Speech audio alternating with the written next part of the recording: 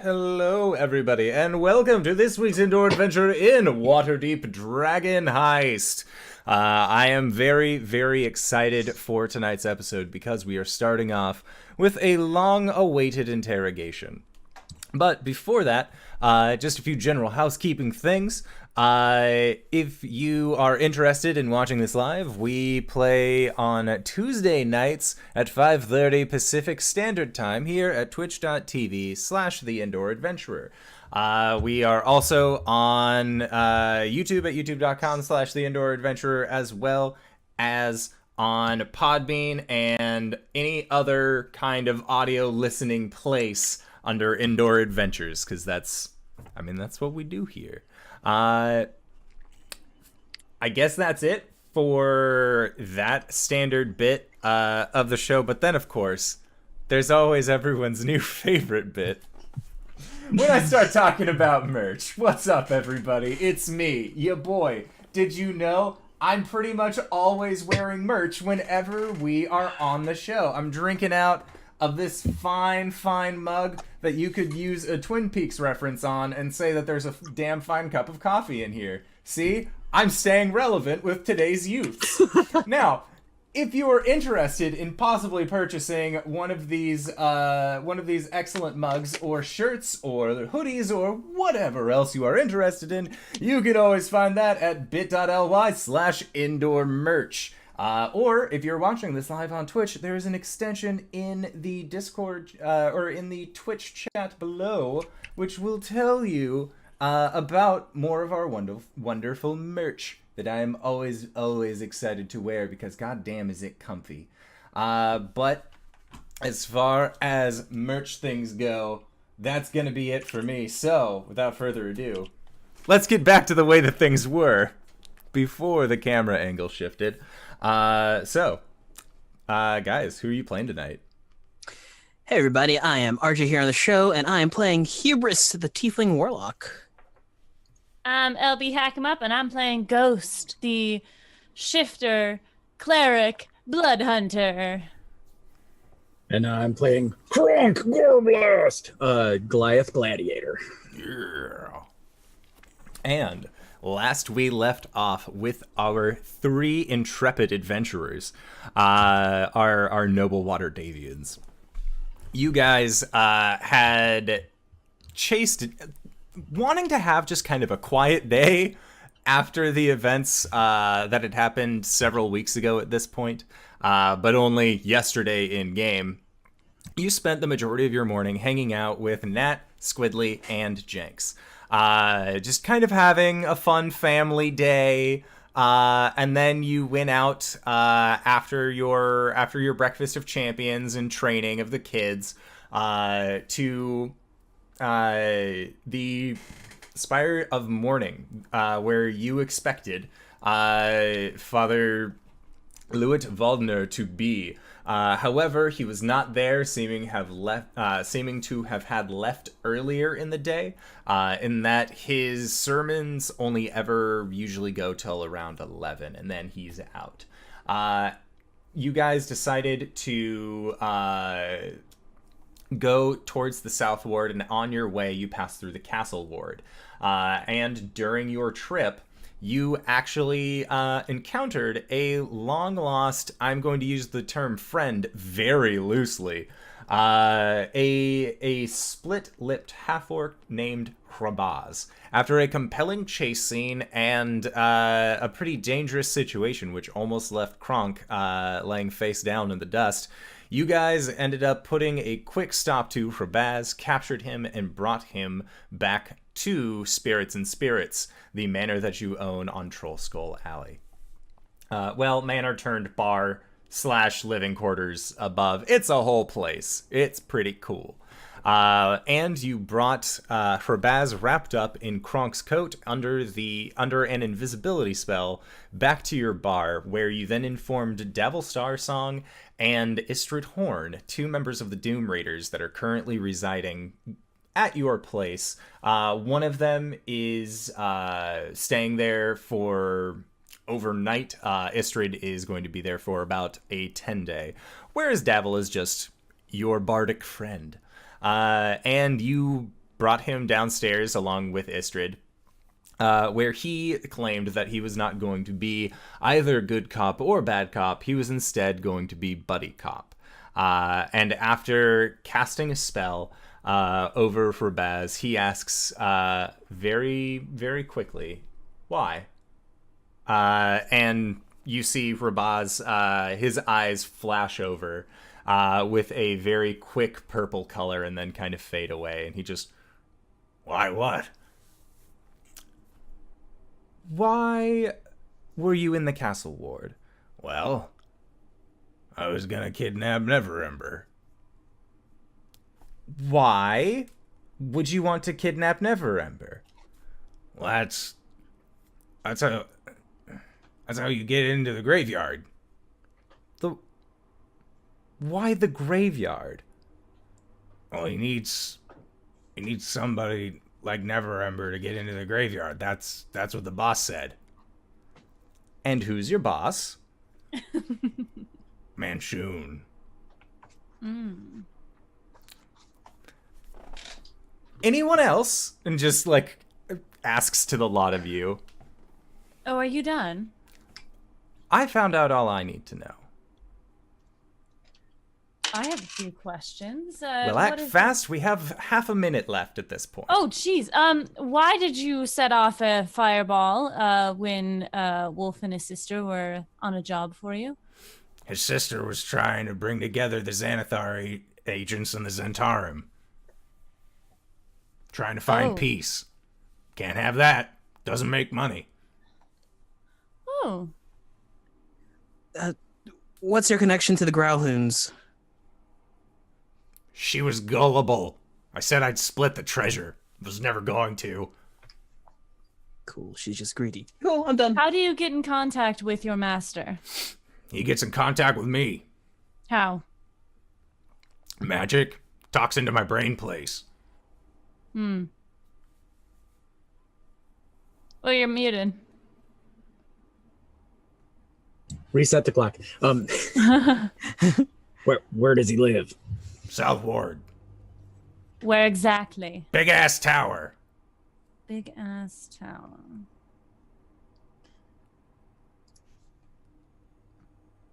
And he has the stone? Davil says, and just, yeah. That's how we knew that we needed to go to the graveyard.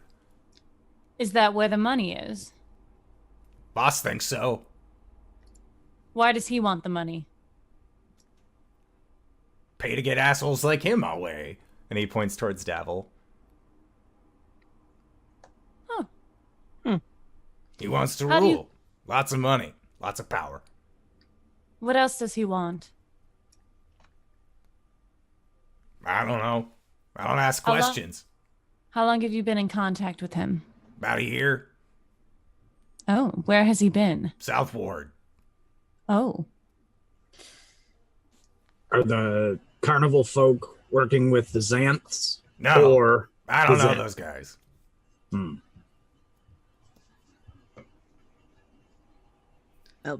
I've asked all I had. Take it away. Looks over at Ghost. Oh, I'd love to wait till midnight if that's okay. Well, suit yourself. And Davil just brings his boot up and kicks Hrabaz in the face, and you just see Hrabaz get knocked down unconscious. Lovely. See, Buddy Cop is the easiest cop to play. You've got to teach me that. But it's so much less fun. Well, now I can go back to doing the things that I find fun.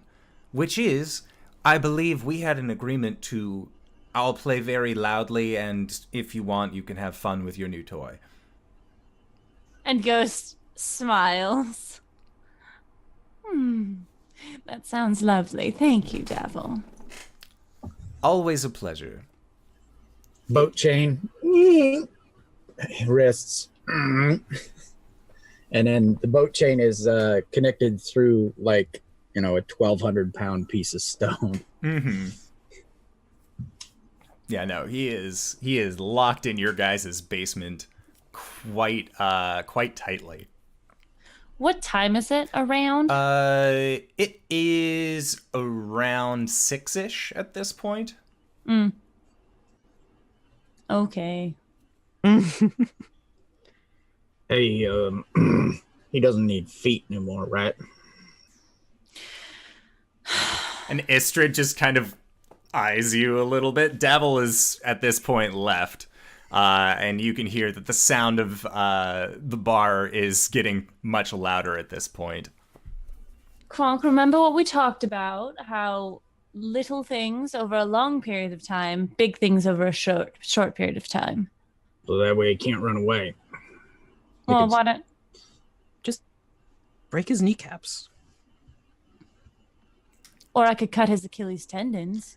That's a lot of blood. True. All right. Oh, Kronk's disappointed.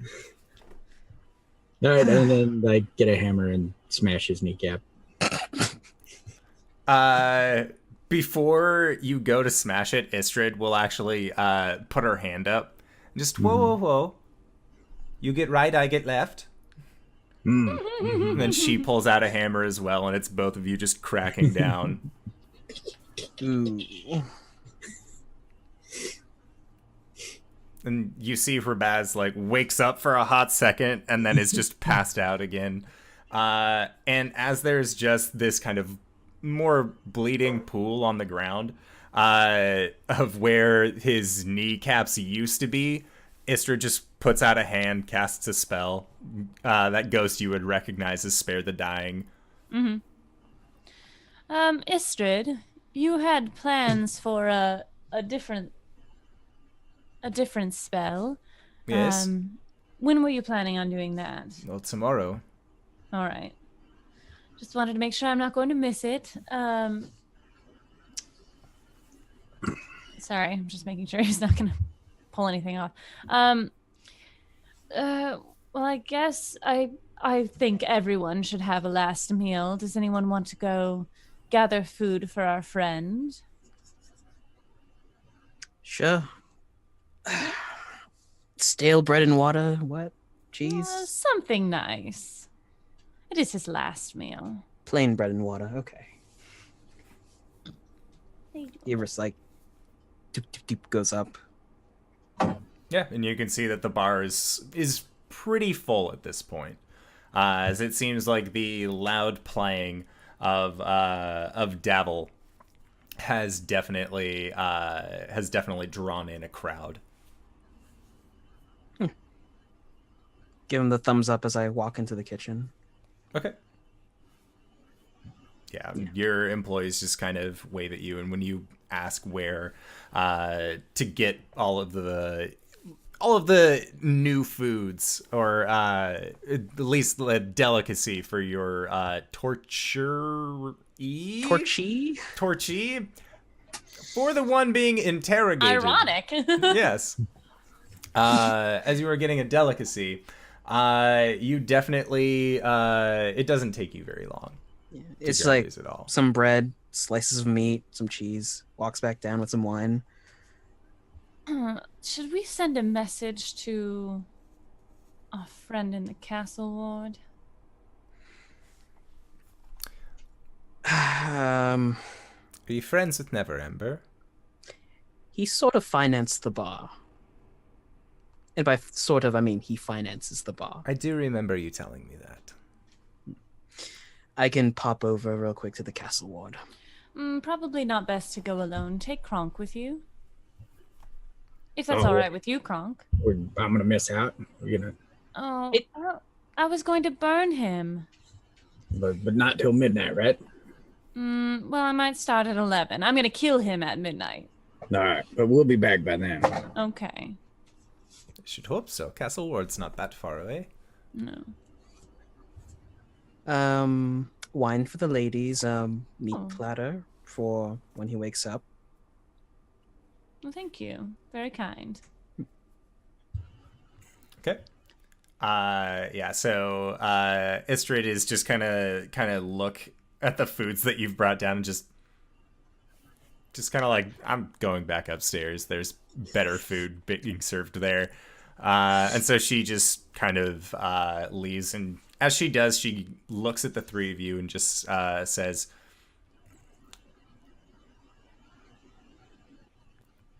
"At least enjoy yourselves."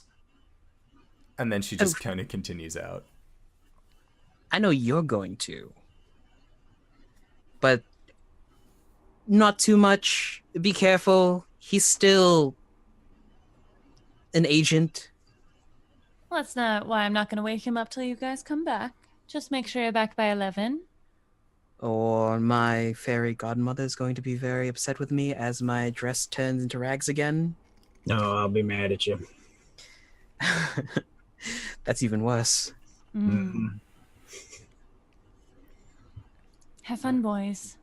Mm. We leave. All right. And Kronk puts on his disguise, so he looks more like a bodyguard than a gladiator. Fair enough. All right, and you guys begin to make your way down outside and heading towards the castle ward. And it's still pretty cold out, but at least it's no longer that blizzard that had raged through Waterdeep for several days. Fuck that shit. Yep. Yeah, Hubris, you only recently started feeling better from the exhaustion that you had gained through that, right? Mm-hmm. I'm at 1 exhaustion now. If I get any rest tonight, I'll be fine. That's a hefty if. I'll take it. So yeah, you guys Gauntlet thrown. make your way to the castle ward. Hubris, and make a survival check, and Kronk, you can make one as well. Oh, jeez. Are you alright? Oh, geez.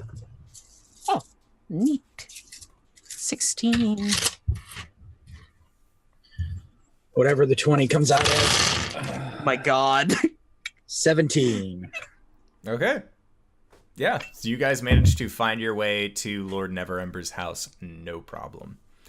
And once you get to the castle ward, you can see that there are still guards about that are willing to escort you to and from each of the different households.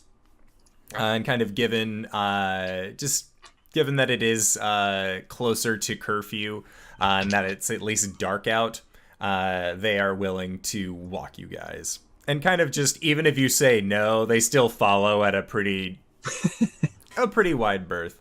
But yeah, you guys arrive at Neverember's house, knock on the door, and you see that there is a portly older man who opens the door and just says, "Hello, can I help you?" Hello, I'm here to see the Lord. Could you please tell him that Hubris is here from Spirits and Spirits? Yes, and he just kind of bows, and then heads up the stairs, and then that is when you hear a knock on the door. Door opens, and Neverember then comes downstairs and just it's good to see you, Hubris. Kronk, come in. It's a little Sorry late for for lunch dropping- money, but is there anything I can do to help? Kronk smiles big at that. He gets it. Sorry for dropping by unannounced, but we would like to speak with you about an urgent matter. Oh, all right. Is it something to do with the bar? You did get my No. payment, right? I did get your payment. Excellent. Good. You should have received a missive about a new employee, but maybe it got lost in translation. But we'll talk about that later. All right. Okay. Sure. Here, come into my study. And he just leads you into the same room, Hubris, that you've been in before, to discuss business. And he just kind of waves his hand, and the servant closes the door. And just, well, what is it? So, this is a very delicate matter that we need to speak about. I should have asked Ghost about how I should handle this. Are you selling your share of the bar? No. How Are about you- we retcon somehow and say you did ask Ghost if you knew this is where you were coming and what you were doing? What are you Hubris asking? is too proud. Suddenly, Hubris is too proud. do the pigeon! Do the pigeon! Never. Just fucking tell him. Okay. Yeah, that's what I was going to go with. So, we intercepted an individual and interrogated him a bit, and we found out that your father's treasure is real. One. Yes, everyone knew it was real. And what do you mean And- interrogated? What? I hope you weren't getting involved in any kind of criminal activity. Just a lot of wine. Well, that's not really an Yeah, interrogation. you know, is a strong you know the word. expression "loose lips sink ships." I have very weird verbiage. I mean, He does. Half the time I don't understand him. I'm seeing that now. Yes. Anyway, so we found out the location of your father's treasure.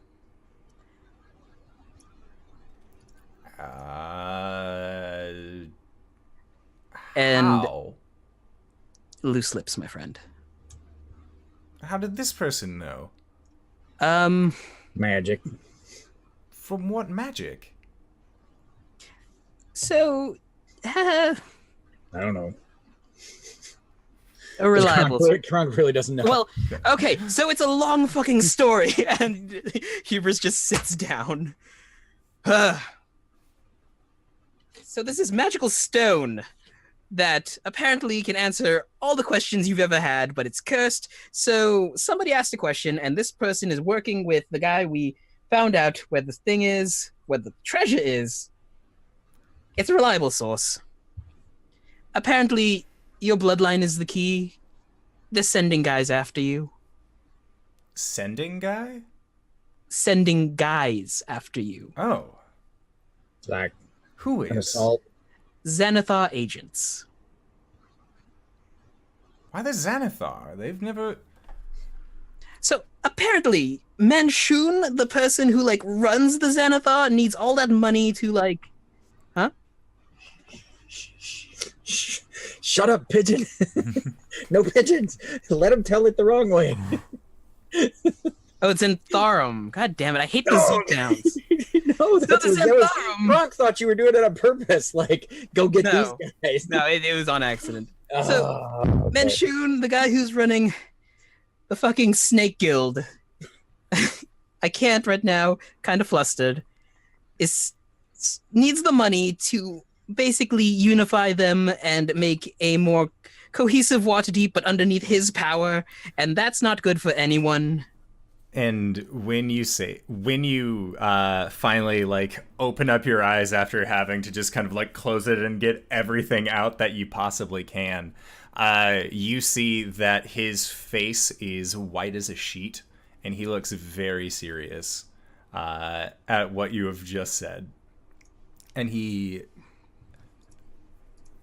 carefully sets his hands on the table in front of you and leans forward and just... Did you say Manshoon? Yes.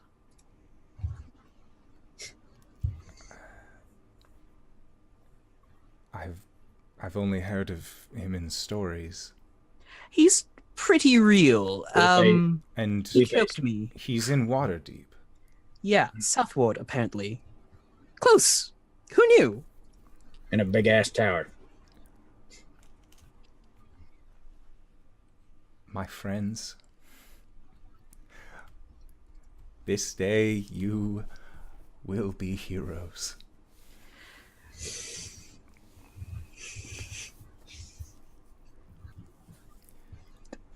Are you familiar with Laurel Silverhand?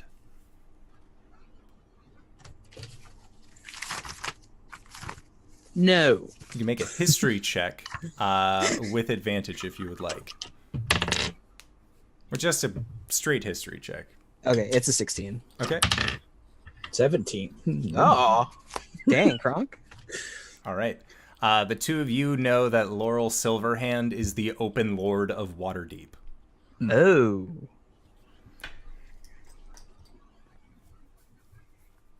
She and I were close. Not close like I believe you and your friend Ghost are, but more close in... Before my father betrayed the city, he would often throw galas and he would throw parties and invite other notables into our estate. Laurel was one of them. And I have never met someone so driven to see another's existence put to an end.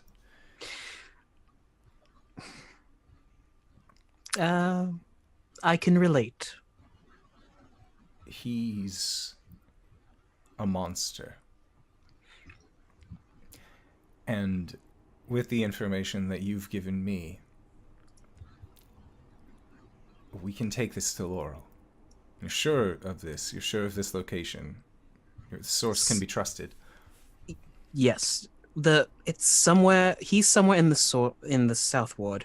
The treasure is.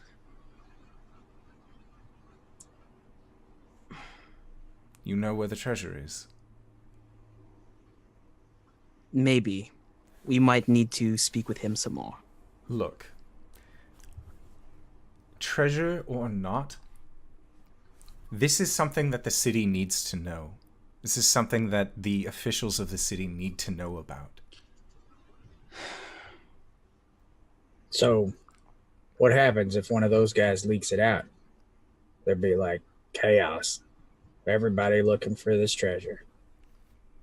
How about you go get the treasure first? I don't... Like I've said from the very, very, very beginning, I don't care about the treasure. This is for the betterment of the realm. If Manchun is here and we're able to stop him, we're able to put an end to his reign, and if he's leading a faction of the Zentarum, like you say, this will be a mighty blow for the city. This will be a mighty win for the city, and a mighty blow to our enemies. Coins be damned. The betterment of the people.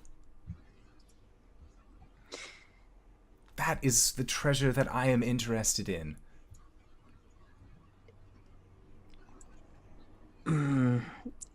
You make a very good point, Never Ember.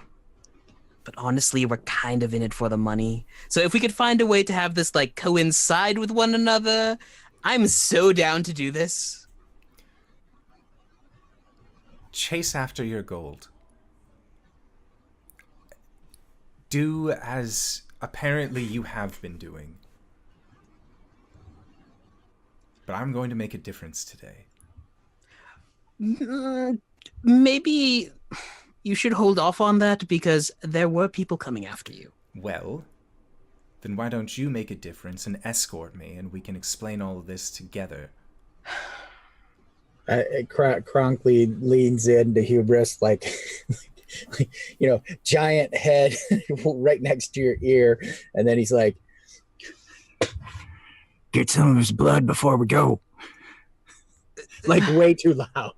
Like he obviously heard what Kronk said, but don't. He's not necessary. No. At all. I don't know why.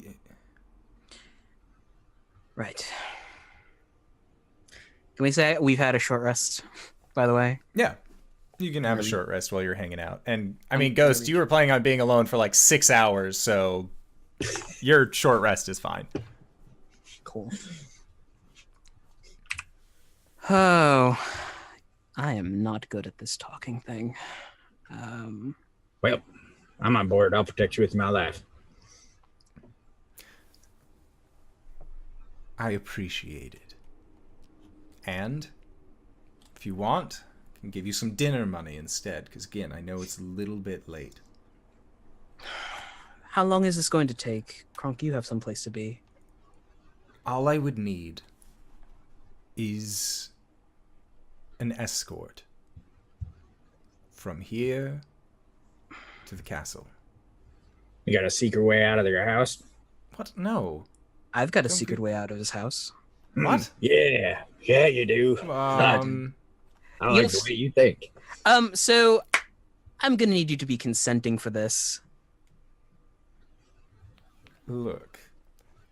I know that I said I would give your friend dinner money, but it was strictly like a I can turn you friend- invisible. I am consenting. Cool. How long does it take to get from here to the castle ward? Because Maybe 30 minutes. cool. This lasts for an hour. Any more than consult a doctor. Get your winter stuff on first.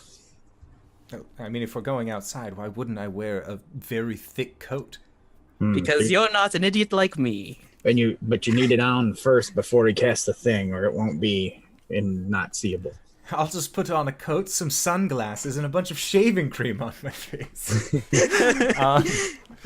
Yeah, so he ends up getting very bundled and just says, "All right, let's go." I tap him on the shoulder and cast invisibility. All right. And then he ends up just kind of grabbing on to your coattail, Hubris. And he says, all right, I'm going to be directing you there. So just follow my lead. Copy. And over the next half hour, you guys do end up making it to the gates of the castle. Of Castle Waterdeep. And as you arrive at these gates, you can see that the gates are actually closed and there are several guards just standing outside. And it looks like they are each wearing a necklace that has a ring on it. And you guys would know that this is standard fare for the guards of Castle Waterdeep during the winter, is that these are warming stones. So they are able to stay out in the cold and feel unaffected by it. I need one of those. Who goes there? What business do you have with Lady Silverhand? So I have information regarding a current threat. Just fucking do it. Okay, he just drops the invisibility. And the enemies raise, or not enemies. Enemies. Guards. The guards. The enemy of the common man. RJ. Stick to the man. Stick to the man. That's what Waterdeep's all about. And they raise their spears. And one of them points a spear and the other draws a sword, and Rainier just sets his hands up and just, it's me, it's okay. You guys know I've had people after me for a while. Why are you acting this way? And they're like, well, we were startled. And the other one says, yeah, you came out of nowhere. And he just, well, put your weapons away. And Kronk was like half drawn and half ready to like scoop him up, like tuck him aside and start killing guards. Yeah. Just, I'm here to speak to Lady Silverhand. It's a very urgent matter, and please, I beg of you. And the guards, one of them just, all right. Try not to do anything funny. And he kind of like points to you, Hubris, Rainier, and Kronk and the other guard. Just, please don't try anything funny. I'm so tempted. And then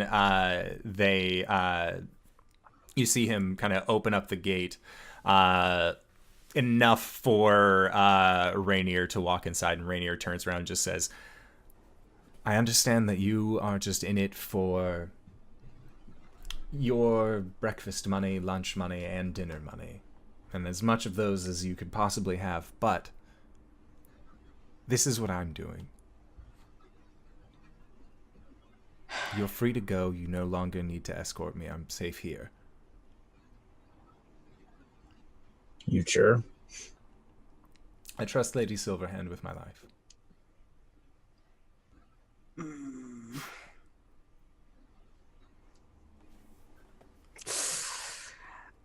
You know, I feel a little bit more comfortable if I were to sit in for a while. It's all right. No, come along. Kronk, you can start heading home if you want. Then how are you gonna get home? I'll be fine. I know my way around. And Kronk just kind of does the Goliath squat right where he's at. Kronk, this might take more than like the 6 hours, you know. You're gonna miss a show. I'll leave if it does. We can have him escorted home by guards if you want. It's really not that big of a deal. Now, Hubris, either shit or get off the pot. We have a thing to talk about here. Hubris just starts, Kronk, you leave. He starts All right. Okay. Heading for home. Okay. So Kronk, make a survival check.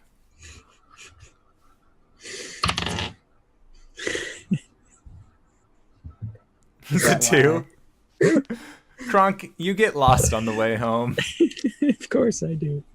It takes you close to about an hour and a half to get back home, when normally it would take you about 45 minutes.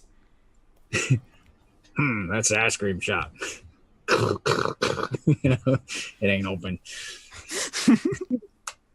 Yeah, you kind of just like somehow take a tour of Waterdeep to all of the shops that you've been to for snacks and goodies.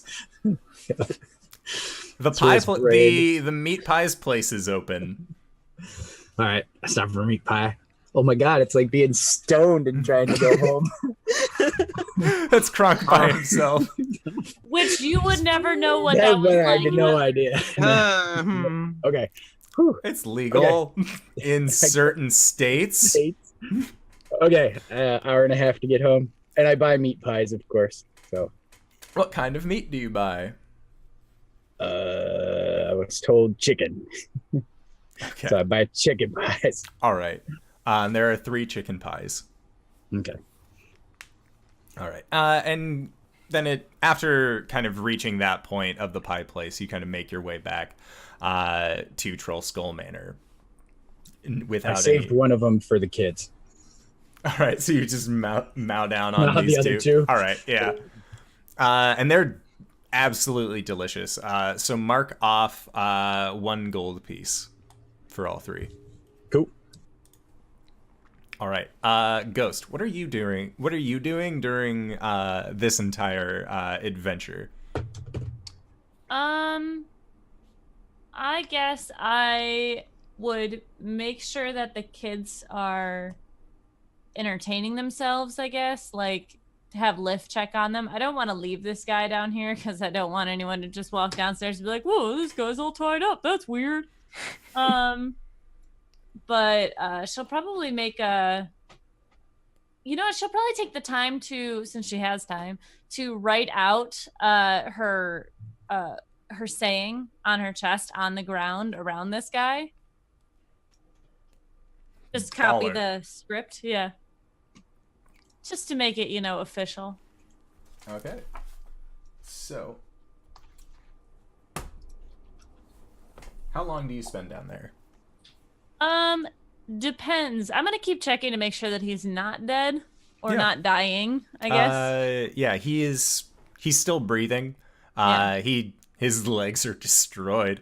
But other than that, he seems like he's been beaten within an inch of his life several times today. Yeah. Yep, that's cool. I mean, how do you say how long I'm gonna stay down there? Just as long. I mean, I'm gonna stay down there till like midnight. So yeah. Just grab a bottle of wine. Have a girls' night. Yeah. After about 2 hours, you see him starting to stir.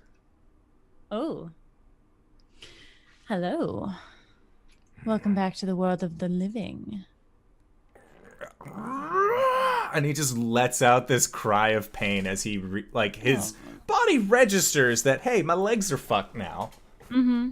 Oh, I wouldn't yell too loud. I mean, no one's gonna hear you anyways, but... And he just starts, trying to move his arms in the chains, and he can't. That's not going to work, dear. I'm going to be completely honest with you. I am going to kill you by the end of the night. So best to be civil about it, I think. I've got you a last meal if you're interested. And Hrabaz just kind of like puts his head against his chest, and he just starts muttering. Like spell muttering? No, Okay. it just seems like he's saying something very quietly in Orcish. Oh, do I know Orcish? Let's see. Show me potato salad. No, I know Undercommon though. Close. Yeah. Yeah, so he is just kind of like eyes closed, looking down, saying something in Orcish. Is he praying? Make a religion check. Okay. Or an insight check. That's a 9. Okay. Yeah, so with your 9, you feel like that would check out, that he would be praying in a time like this. You've seen, yeah. this is what you expect, is that when you're like, I'ma kill you, the first option that you've experienced is usually people begging for their life or praying. Yeah. She'll get the wine and the plate of food and like kind of offer it to him, not like being a dick about it, but you know, like, would you like some? And he just looks up at you. Are you gonna feed it to me? If you'd like. I don't see myself eating it any other way. And he just kind of like moves the shackles. Of course. And she'll take the I see it as a baguette. Is it a baguette? Sure. Okay. Waterdeep bread. Yeah, right. I'll kind of break it in half and hold it out to him. And he just like takes a bite from it and pulls it back so it rips off part of the bread that you were holding, and he just like cocks his head back and just She'll like if anything falls out, she'll just like put it back in your mouth. So, what drove you to a life of crime? The fuck do you think? Pays. Doesn't now. It did. Well, there's always a risk, isn't there? I guess. It doesn't fucking matter though. No. I mean, what was your plan with your master? And she's gonna hand him a piece of meat. What was he going to give you when all of this was over? He just like looks at you, just shakes his head.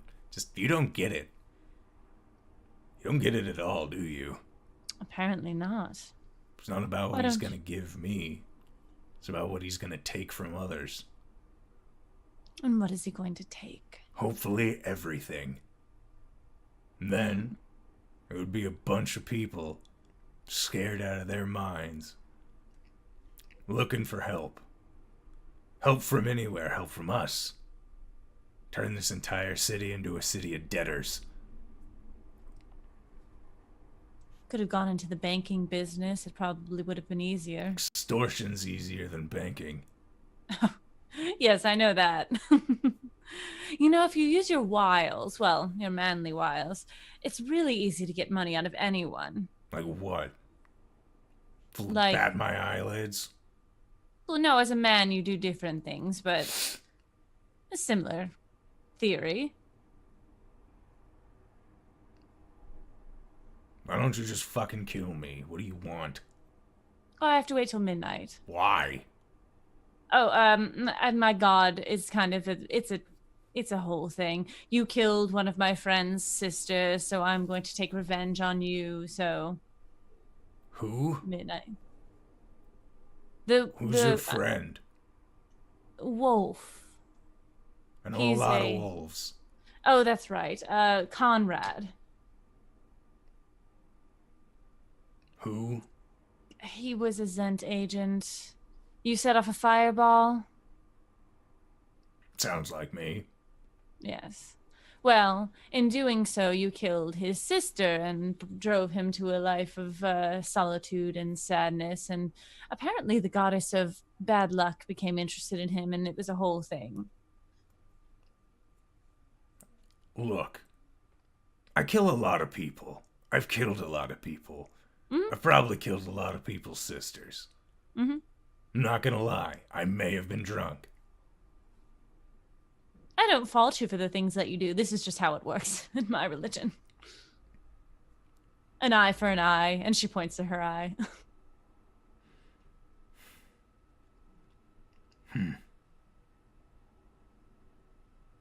So I thought, since we have to wait anyways, it would just be nice to be civil and have a conversation instead of, oh, I'm going to kill you and me torturing you. Although that'll happen later. And he says, give me that wine then. All right. She'll tip some into his mouth. And he just continues to drink as you pour. Till he looks at you and just, how many bottles you got? How long is it until midnight? How long is it till midnight? At this point, it's about 4 hours. Oh, we have about 4 hours. Do you want to be smashed for the event? No, I want to be sober when I die. Yes, I want to be smashed. All right. As long as you're not, too belligerent. Again, civil. I'm tied up. I know. I don't have legs that work anymore. Well, not for walking. I don't Sorry. understand. Sorry. I imagine that is Ghost just laughing to herself, like, like, you're gonna be dead. What does it matter if I let loose a little bit? Yeah, it's fine. Yeah, no, you can have as much wine as you like, but if we're gonna wait 4 hours, I could knock you out again if you'd rather be, just awake for the thing. Rather Or just be dead. Yeah. Just pace yourself, go a bottle an hour. Rather just be dead. I know. But that's part of the torture. He'll find me. You keep me here. How? It's called scrying. Ever heard of it? Ooh, yes, I have. That's a good idea. Let me see. I'm gonna look at my spells real quick. No. Oh, I know I can't scry. Okay.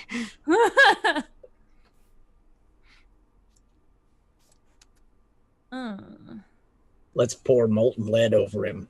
Yeah, well, no, I don't have that. Okay. A crown for a king. Exactly. Well, I did promise Kronk that you could wait. We could entertain ourselves in other ways. And he just looks at you, and I'm guessing you're pretty close to his face. I'm not like in headbutting distance, if that's what you mean. No. But yeah. He's gonna spit at you. Oh. And it shouldn't be too long before I show up. Yeah. Right? At this point, yeah. So yeah, he just... Well, that wasn't very civil. I guess I could start early. She's gonna light her claws on fire. All right. And start burning him slowly. And Kronk, that's about the time that that you come in as well. Right. And you can see that it looks like there is a little bit of that the workers, there's a little bit of unrest amongst your employees, mostly because your stores of booze are down below the hatch, and when they tried to go there initially, Istrid told them they didn't want to do that. Mm-hmm. And so they are running low on supplies to like keep your business going at the rate that it is at. All right.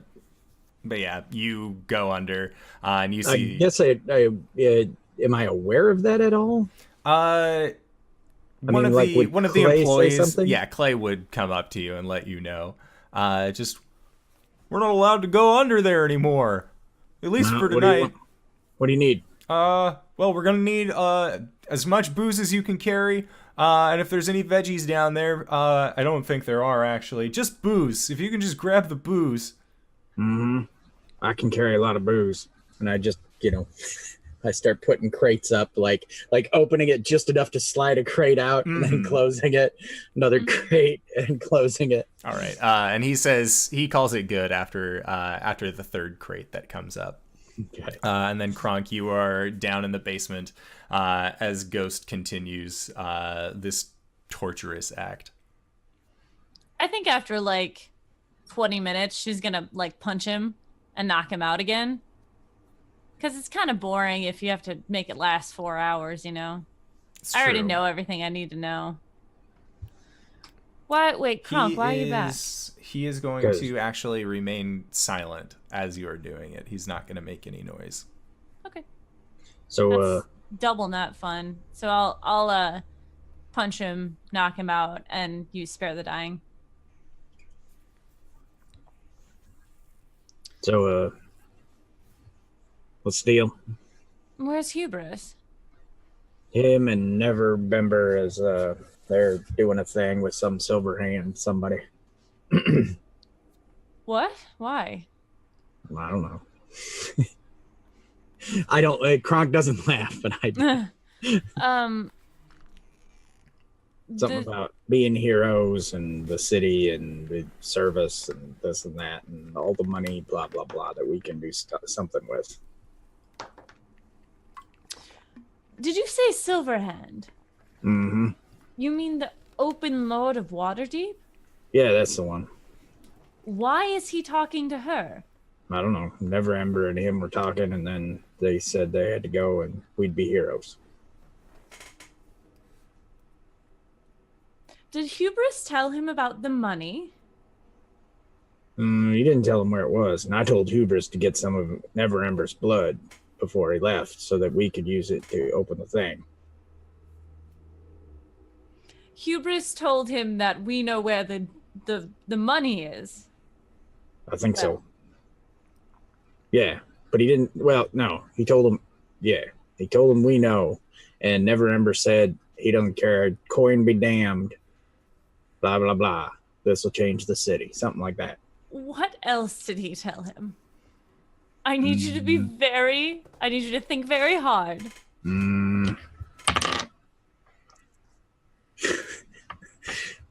He thinks about a 9. He remembers about half of what Hubris told him. So go ahead. I think Hubris told him about the big ass tower. I remember somebody saying that. Big ass tower. Yep.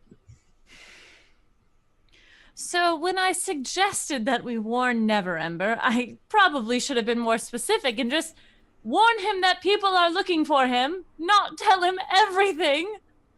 Well, we did tell him that people were coming to get him. And so that's why we turned him invisible. Well, Hubris turned him invisible. I don't know how to do that. And then we guarded him to get him to the Silverhand.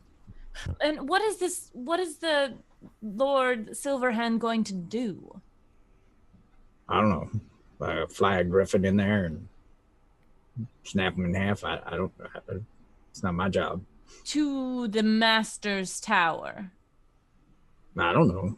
It's not part of my plan. I didn't stay around for that part. Kronk. Hmm. I need you to go check on the children now. All right. The ghost is going to sit there like, I'm never leaving these boys alone again. And speaking of the boy alone, Hubris, you are escorted into Castle Waterdeep. And it is just as regal and borderline pompous as you would expect it to be, as you as Hubris kind of always expected it to be on the inside. You can see that there are portraits that have been done up of all sorts of previous rulers of Waterdeep. You can see that there are large paintings done up of famous battles that have been won and lost here within the city. You can see that there are suits of armor that just kind of adorn the hallways, as well as crests and shields that denote various positions within the city watch. And it's just this whole kind of visual event as you walk through, and you can see that there are very nice tapestries that hang along the walls, as well as very nice curtains that are around glass windows as well, as that's something that isn't actually extremely common within Waterdeep. But in this high society, it makes a lot more sense. And as you are escorted down the hallway, eventually you come to a large wooden door that is then held open for you by one of the guards. And you see before you a rather tall, very beautiful woman whose hair, what does her hair look like? Is a very... it's very gray. She looks very old. And you can see that she has kind of a braided ring around the back of her hair and then braids that come down from the back. She has light skin tones. And she is wearing an incredibly fine robe. One that you almost more associate with high-level spellcasters than you actually do a ruling member of society. And as you and Neverember go in, she looks towards the two of you and just, well, this is highly unusual. Rainier, good to see you. You said that you had something important, and I'm sorry, I don't believe we've ever been introduced. She kind of extends her hand out towards you. Firm handshake, quick bow. Hubris, pleasure to make your acquaintance. I'm Laurel Silverhand, Open Lord of Waterdeep. Lady Silverhand, got it. And Rainier looks at you, Hubris, and says, all right. Tell her what you told me. So, and there's a chair. He sits down for the second time tonight. Yeah, and you go through your entire spiel. You don't have to necessarily do it again. Just like fast forward. Yep. The same things that he told. I'm guessing that you kind of like, do you dodge out of the way of discussing the location of the treasure this time? Yeah. It's fair. And as you wrap up your story, you just see that she has this very stern look on her face as well, and says, Manchun is within the city. He's also a dick. Sorry. Long night. No, you're pretty spot on, if I'm not going to lie.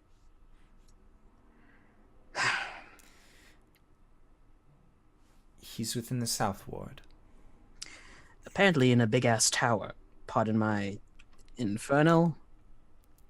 And she just kind of smiles to herself when you say that, and she looks at you and just says, And you're sure of this? Yeah. Your source wouldn't lie, even under magic? No.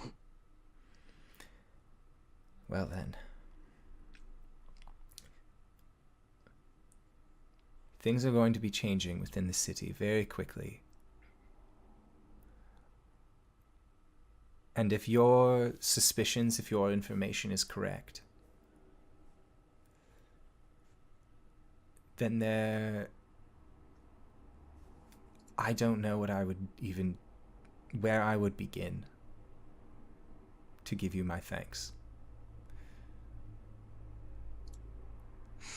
Praise, accolades, shit ton of money, that sort of thing. We can get all of that figured out, certainly.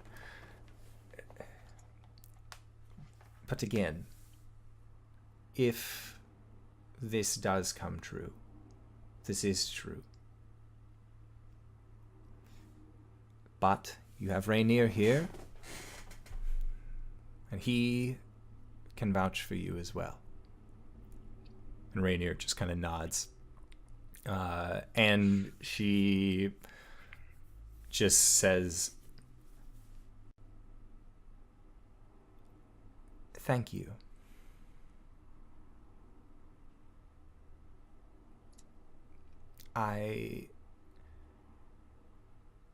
If I need anything else, I'll be in touch. But for now, there are people who must be made aware of the situation." And you see her just kind of bow and motion to some guards. And she says, "If you would be so kind to escort them home." Rainier, the people still after you. Yes, so these guards are going to do their guardiest and take me home. Even afterwards, you probably get attacked in your house. That's not good. You should probably... We have a secure location. And he is going to just kind of like look at you, and he turns around and just... Laura, I hope it's not too much to impose, but I'm afraid my friend Hubris is right. I don't think that my home would be safe. And she just kind of like stops in her tracks because she was already starting to walk away, and then turns around and just... Yes, it's fine. Just ask one of the house servants and he'll get you set up. I'll talk to you later. I'm busy. Goodbye. And she just kind of walks away. A little bit more hurried now. And you could see that her demeanor from when you had first walked in, of kind of being a little flippant, as soon as your conversation went on, there was a look of earnest concern on her face, followed up with determination. All right. And then, Hubris, you are escorted out of Castle Waterdeep back onto the city streets, where a small retinue of guards are willing to escort you home. I'm fine. Thanks. I'm fine. And they just kind of, they all nod. Well, if you need anything, the guard is always at your disposal. Just kind of bow. And Thank you. You begin. Have a good night. As their backs turn, Hubris is like, "Yippee! Fuck!" And you begin just making your way back to Troll Skull Manor. Make a survival check as you go.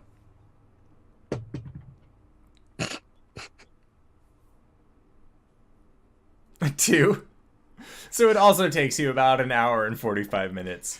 And as you go, you kind of pass along other street shops that you have passed by, as well as just kind of like take your time strolling to kind of like work out a lot of the nerves of what has just happened within the last hour, 2 hours. I'm so fucked. But it's before 11. I should never be left on my own. It's before 11. He walks in. Yeah, and when you do, you can see that Kronk is actually coming. I'm assuming, Kronk, that you were coming down from upstairs, having tucked in the kids.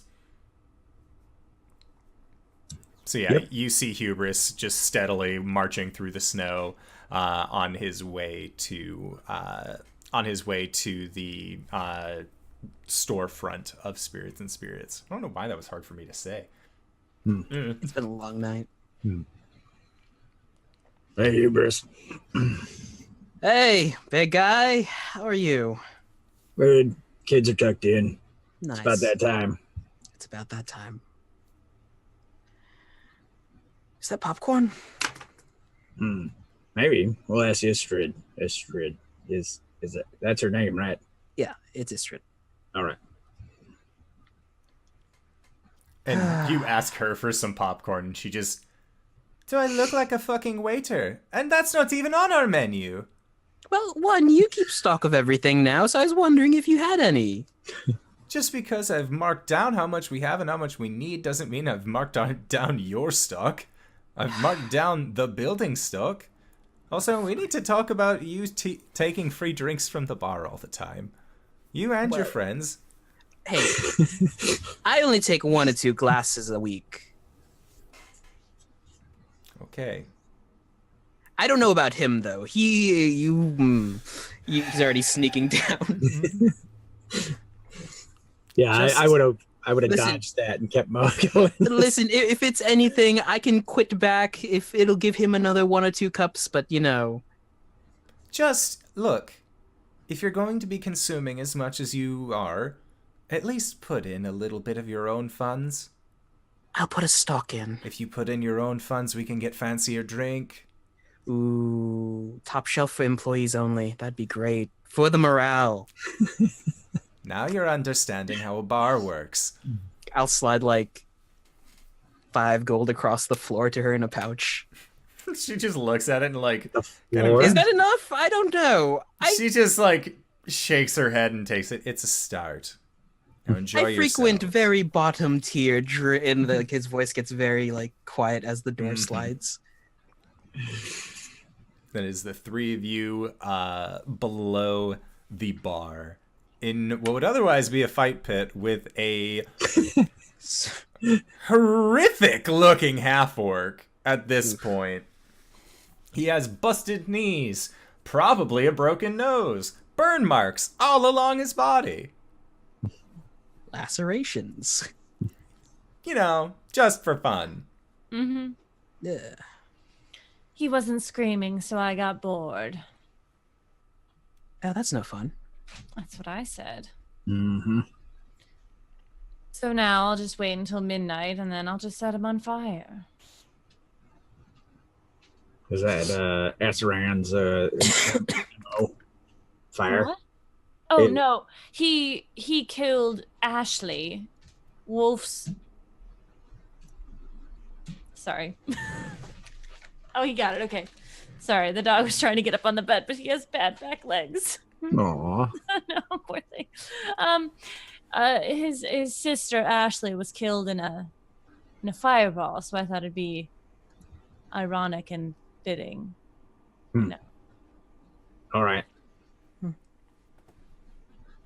I mean, I don't know a lot about my god, but he gave me fire for a reason, so I.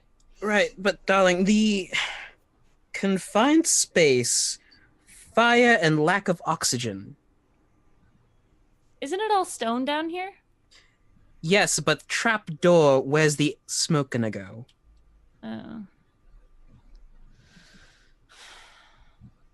That's no fun.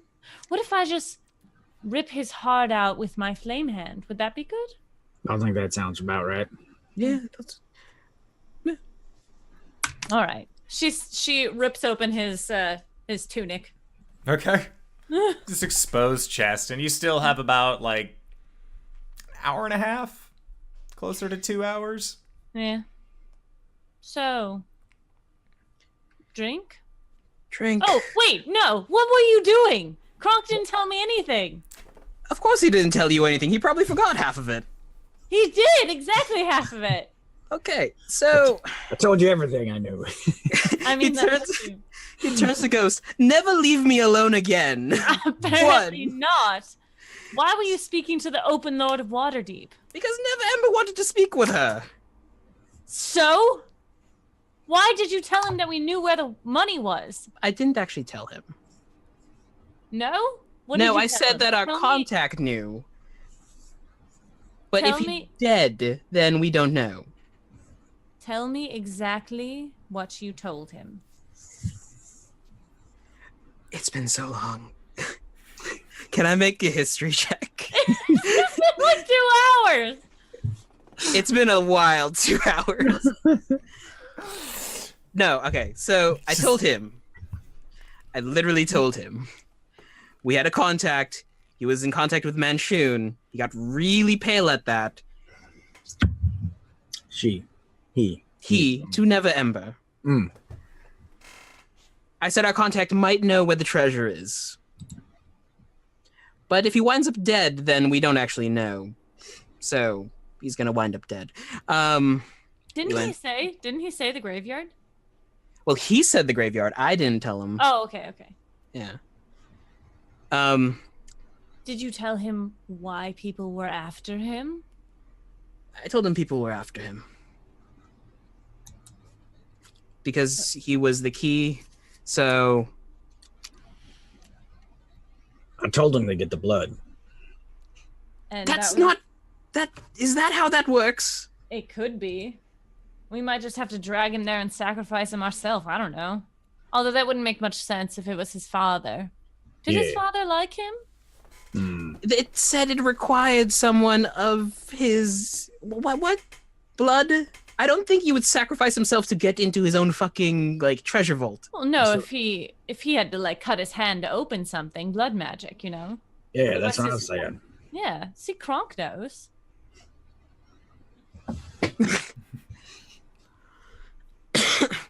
Anyway, so there's a retinue of guards at Never Ember's house now, so if the fucking Zents try to get in there, there's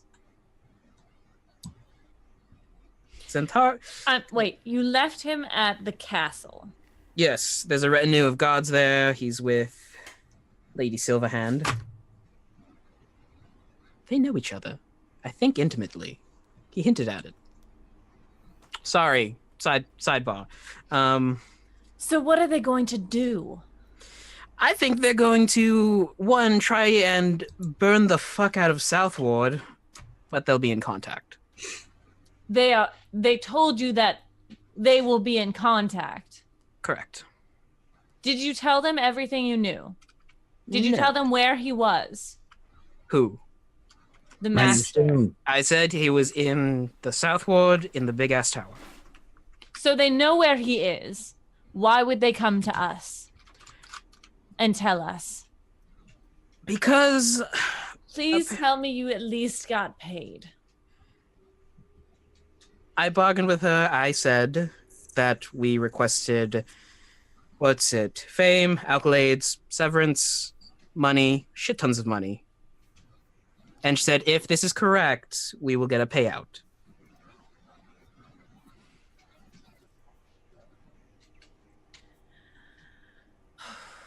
Ghost kind of turns off to the side. You're right. I'm never leaving you alone again. Oh, promise? Sorry. You're angry, right? So now we have to come up with a different plan, because my plan was, let's kidnap Never Ember and take him to the fucking graveyard and just do the thing without anyone else knowing. But now that all of the gods in the city know, You know, we should convene more often about plans and the like. I was on a totally different page. obviously. So, after we kill this man, then what? Are they going to attack him tonight? No, she said she has to get word to people. Which will take... Probably the night. Well, let's hope. So we should get moving then. To what? Wherever this thing is. Which City thing? The vault. big ass tower or the vault? Vault. Who cares? Who cares about? We Putting- don't know what it putting looks the like or vault. how to get in, big guy. When we were questioning Hrabaz, did he allude to the fact that he knew where the vault was, or just that it was in the graveyard? He said that it was in the graveyard and that the boss said that somebody from Neverember's bloodline was needed for it. Did it seem like that's all he knew, or he was just summarizing? It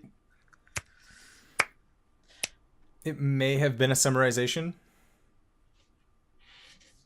Wonderful. I mean, there's also, we could try and participate in the raid on it, steal the stone, and get more information out of that. Yeah, that sounds like something I don't want to be a part of. Well, I suppose we'll do this the fun way. She is going to put her hands together and start casting a spell on the area. And she is going to cast the Zone of Truth. So everyone needs to make a charisma save. As long as you're within the circle. Yes.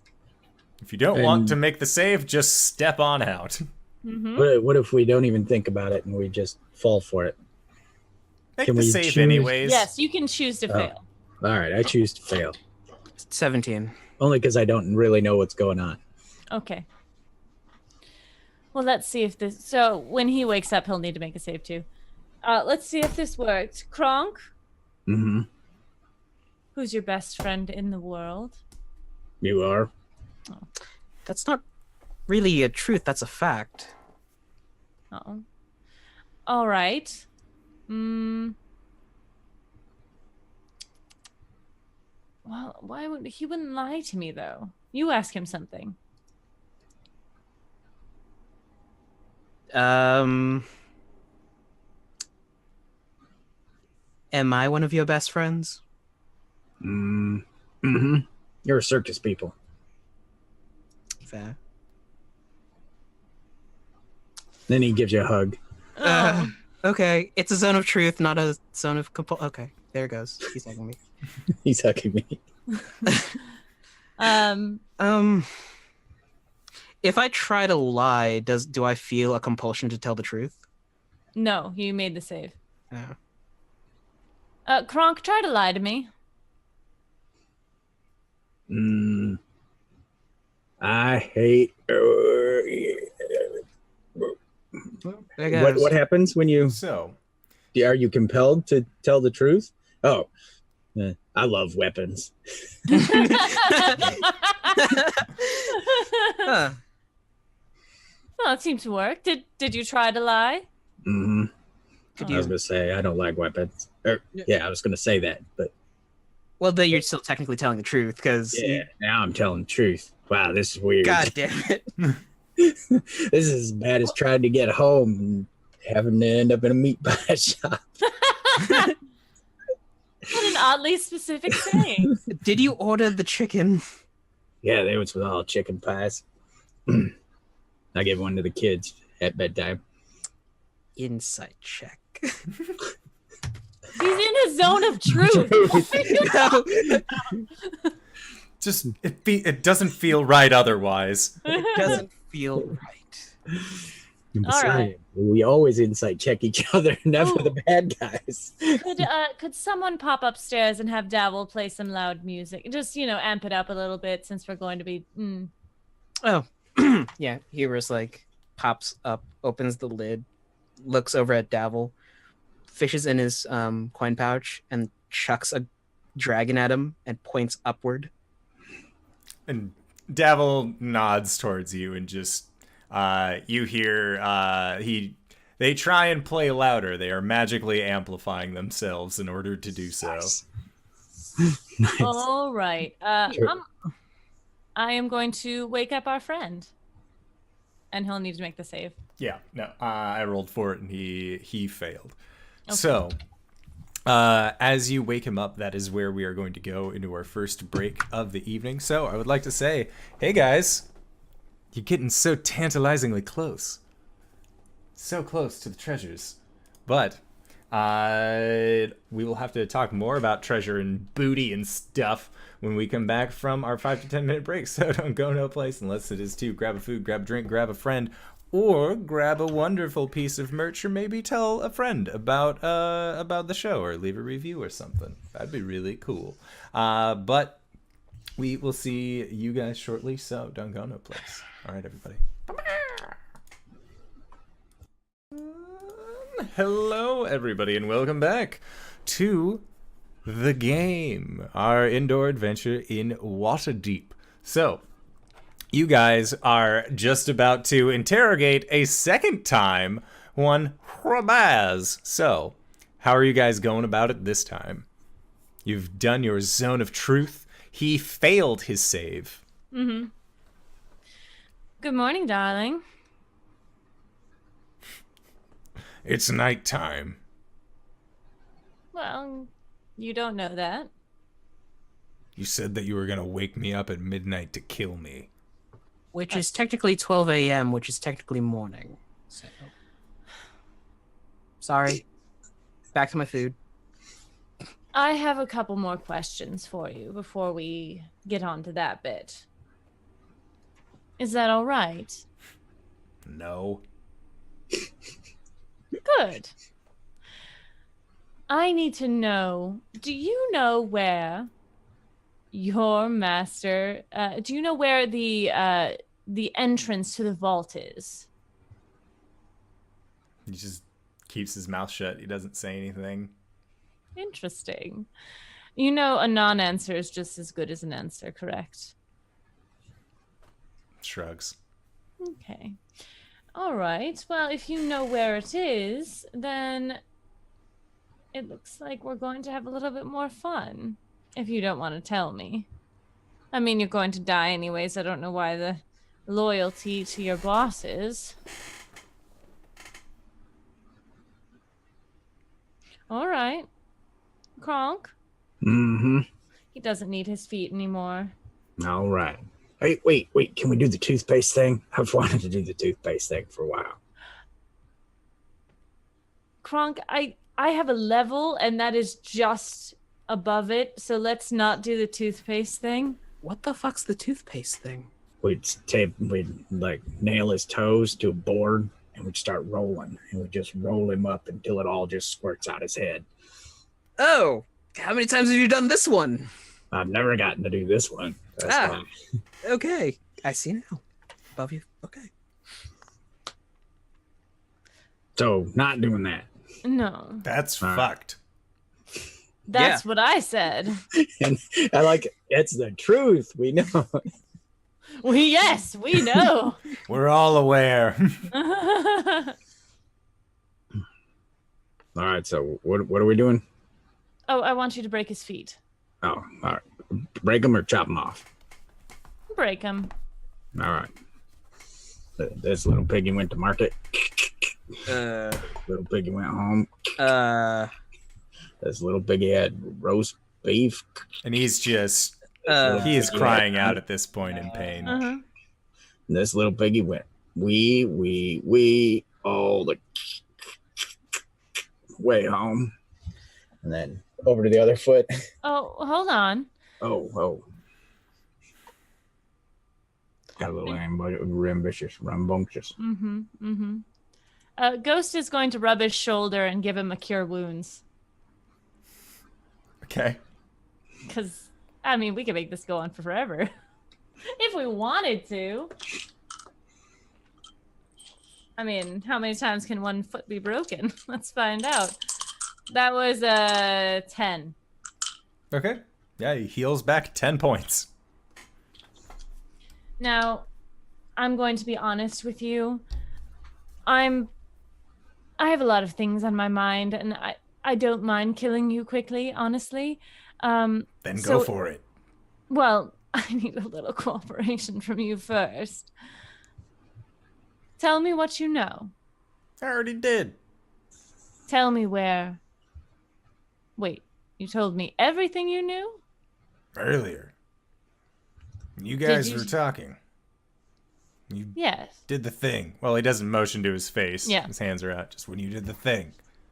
Do you know where the vault is specifically? Graveyard. Do you Something know where? about a Brandath. What's that? I don't know. I don't know what that is. Do we know what that is? Okay. Brandath. Is Yep. there a relative check we can make? You may a history check if you'd like. I'll assist. Okay. Oh. I might have heard tales of this on an 18. No, 19 plus 1. Okay. And Ghost, what'd you get? Sorry, I thought he was rolling. You could both roll. He could roll. Either way is fine. History? No, I have no idea. Okay. Hubris, you have heard of the Brandaths before. It was actually the family that Neverember took to be his bride, his wife in Waterdeep. Oh. Interesting. Wait, the Neverember Senior? Yes. Yeah. And you know what we need to do to get in the vault? Shakes his head no.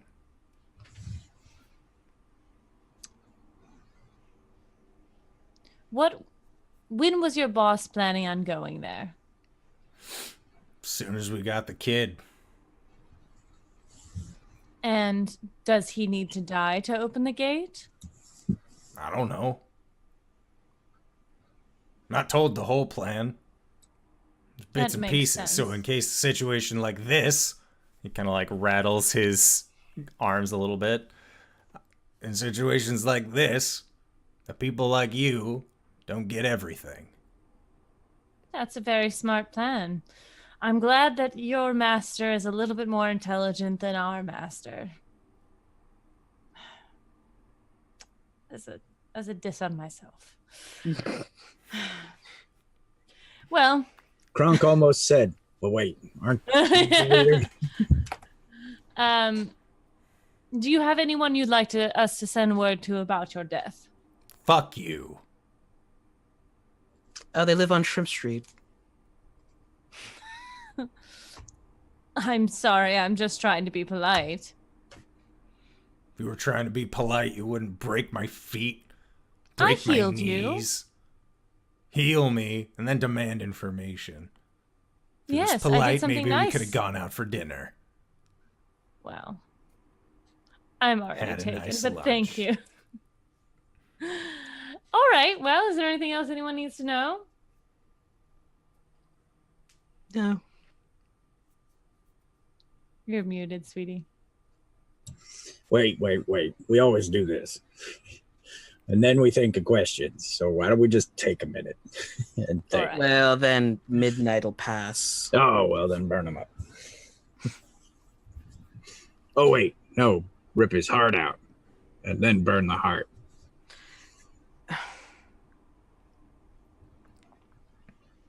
Any last words? Take my eye. Take your eye. Hmm. Where? Out No, of my he. fucking Wait a skull. minute. I know this one. That's a Grumsh thing, I think. Right? No. Is Grumsh a thing? That's an orc one-eye deal. Oh, Yeah, I think he's tricking you. So just cut his heart out. is it a Ghost is like, I don't understand. Okay. Past the point of civility, darling. Just kill him. Oh, all right. And Ghost is going to reach her hand in his chest, and I mean, he was pretty nice about everything, like considering. So she'll end it quickly. Okay. Make And an then attack she'll- roll. Okay. It'll be with advantage because he's restrained. So as she's doing this, she will say, Asuran, give me strength to bring vengeance to those who have killed my family and that seek to destroy my friends and my kind. An attack roll is Yep. what, 6, so 25. Oh yeah, you hit. And I'm going to look him in the eyes as I'm trying to do it quickly, so it's not like super. I mean, it's going to be painful, but let's, and she's just going to say, I have seen into your soul, and I have judged you as guilty. And her eye's going to flare, and then she's going to pull out his heart. As you are, like, your hands grasp around the heart itself, and your head is kind of up against his, you just hear him through, like, broken, wet words just say, I hope you never find happiness. I doubt it will happen, my dear. Yep. And he just has a open chest cavity, and Ghost, you have a heart in your hand that gives like 1 or 2 spasms before it ceases function, just kind of dripping onto your hand. Yeah, and it's gonna smell, but she's gonna light it on fire. I mean, it's magic fire, so. Hubris just snaps the fire, like, I don't know, fucking peppermint or lavender or something. Beautiful. No, lavender. Lavender. Obviously. Beautiful. It smells like hate cookies. You don't know what those smell like. You had a strong whiff of peppermint instead. It smells like regret. So peppermint, yes. Ouch. All right, so Yeah. you guys are now looking at the corpse of what used to be Hrabaz, as well as a burned up heart in your hands, Ghost. It's never as satisfying as I hoped it is. Oh well, bed. Yeah, well, I'll fold this up first. Just start cleaning. Just thank you. Yeah. And I'll fold him up, Put him in a chest or something. pack him down into a box, because obviously we had boxes down there. Mhm. Yeah. Hubris is just gonna write trash on a piece of parchment and stick it on top of the box. I wish Wolf could have been here for that. Yeah. He kind of was. I mean, Physically, like, alive, the guy. Well, we still got him. We can bring him back after we bring Wolf back, and then kill him again. yeah, true. We'll have to dump him into the river or something. What do we normally do with our bodies? So You guys weren't fucking killers before all of this, so I don't know. Wait, no. You and Kronk were, but as a group, like, asking the communal, like, what do we usually do with bodies? Yeah, what happened to the one chick we had? Like, Did happen to the one chick, the one that. Oh, we did just dumped her somewhere, right? in the alley. Yeah. oh yeah, we dumped her in the alley. No, there was another chick, wasn't there? You folded her up into a thing. Yeah, that was he dumped her in an alley. Okay. Yeah. I was like, why do we have her? And Kronk's like, I don't know. Like, well, let's just leave her here. This is what we've been Is- doing the whole time: is we fold them up in my cloak and bring them back to somewhere. So Could you cast Spare the Die? Well, no. Could you cast Gentle Repose on this guy? Of course, why? Oh, we could ship him to the butcher. Why? You Gets can rid of. Oh yeah, true. That's right. He makes meat. Never mind. Do we have an incinerator out the back? We could just dump him in there. a boiler or something. And an unused giant cask that we could just dump all the bodies in.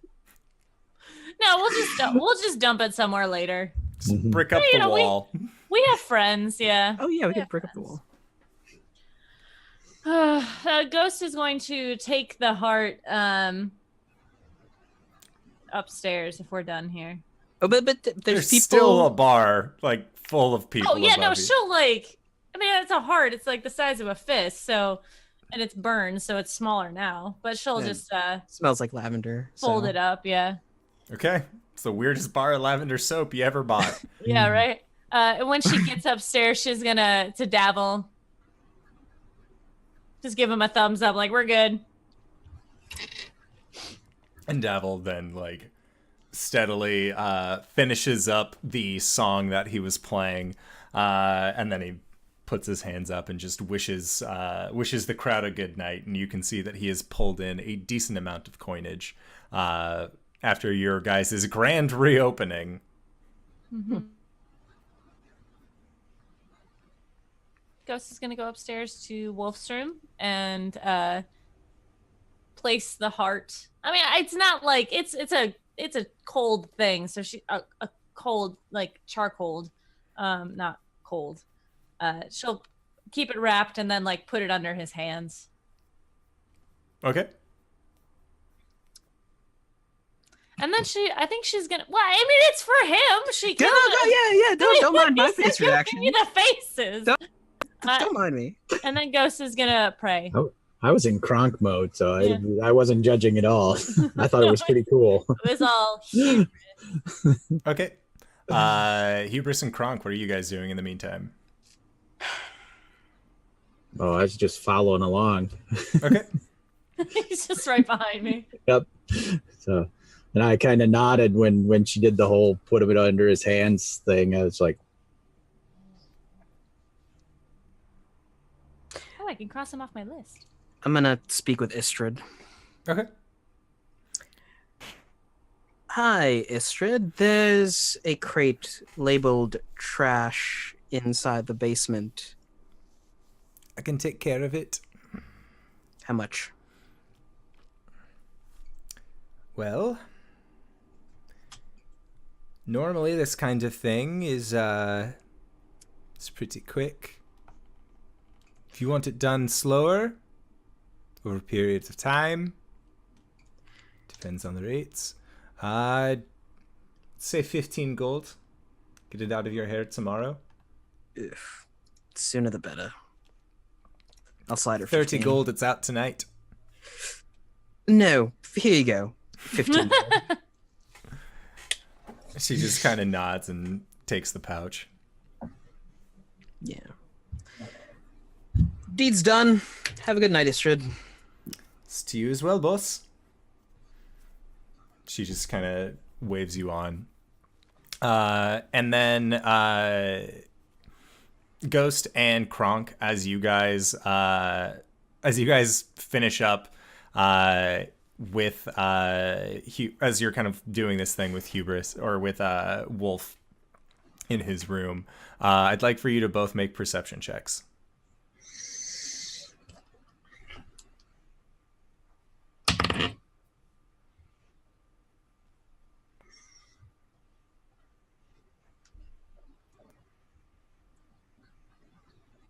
"14 plus 0 is 14." Okay. So yeah, Ghost, you were very much focused on just like having this moment of solace with Wolf. And Kronk, as you nod your head and kind of get and you hear something down the hallway, and when you look, you actually see that the door has been kind of left ajar, and Nat is just standing there in the light, just sees you looking over this person, and she just kind of like looks at you and then steadily begins approaching. And I'll lump out there into the hall, and I'll be like, "Nat, I'm supposed to be in bed. This is big people stuff." And she kind of looks a little shyly to the side, and you can see that she is just like holding the front of her nightie, and her legs are kind of pressed together, and that she was just planning on going to the bathroom. All right, but then right back to bed, and don't wake the boys, because then they'll want to see, and then it'll be a mess. And she just looks in there and kind of points into the room and gives you a very curious, confused look. It's big people stuff. We'll tell you someday. She just kind of nods a little bit and looks past you into the room again, and then just continues off to the restroom. All right. I'm gonna close the door. That was such a sweet dad moment, Kronk. Kronk tries. Who were you speaking with, Kronk? Nat woke up, saw the dead bodies. Oh? Yeah, no big deal. She's got it. She got to use the privy. She'll go back to bed. Told her not to wake the boys. This is going to be a problem later, isn't it? Probably. All right, well, done all I can for the night. And I did say a prayer, right? Yeah. Also, I'd like to say, Belchavez, thank you for the follow on the channel. Thank you. Isn't that a sauce you put in a... No, it's bechamel. Never mind. Do it. Do it. All right. How was it pronounced? I don't... It's Belchavez, so I didn't know if it was Belchavez or if it was Belchavez. All right, Belchavez. When somebody's new, I take this mallet and I hit that guy in the face. Bang! Yay! It's a good noise. We appreciate it. So she'll just, I mean, I guess not tuck anyone in, but she'll like look at Wolf and then look down at Zarash and kind of move a hair out of his face. And is it bedtime, Kronk? Yeah, I think so. Am I putting the furniture back so the little ones can't get Absolutely. in? All right. And we'll close the door and shove the stuff in front of it. I lift and set very gently to not wake the others and whatnot. Mm-hmm. And Did Kronk, I feel any? Oh, sorry. I was going to say, Kronk, are you going to sleep in the children's bed and make sure they're protected like you normally do, or are you not wanting to wake them up further? I will attempt a stealth check and crawl into bed. Make a stealth check. All right. I take my armor off out in the hall, so I have advantage. Yes. Okay. There it is, 18. Got it. All right. So yeah, with your 18, you managed to sneak into the room, no problem. And then Ghost, you had a question to make sure what happened? Well, I was just wondering if I felt anything when I prayed. You felt a warmth in your chest. And kind of looking down, you could see that there was a glow that was coming from inside of your very close-knit shirt that you knew that if you had opened up, it would have been like the night where you had actually gotten your powers, where it would just kind of be showing with this flickering blue lettering. Mm-hmm. So I hope you were happy with that, because that wasn't very satisfying for me. And then she'll go and get in bed. Okay. And Hubris, as you are coming up the stairs and entering into the house, that's when you kind of cross paths with Ghost. As she's just coming, she's coming out of where Wolf's area was, and you looking down, you can see that all of the boxes have kind of been put back, and you're under the assumption that Kronk is somewhere. You can hear him kind of like taking off his armor upstairs.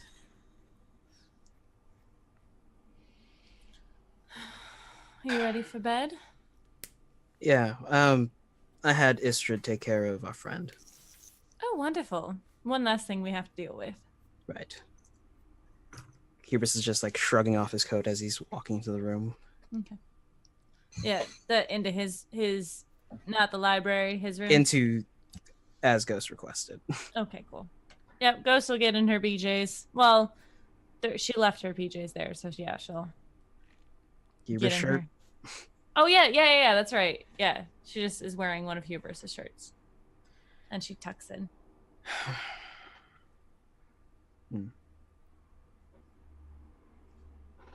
Gets in bed. hand behind the back of his head.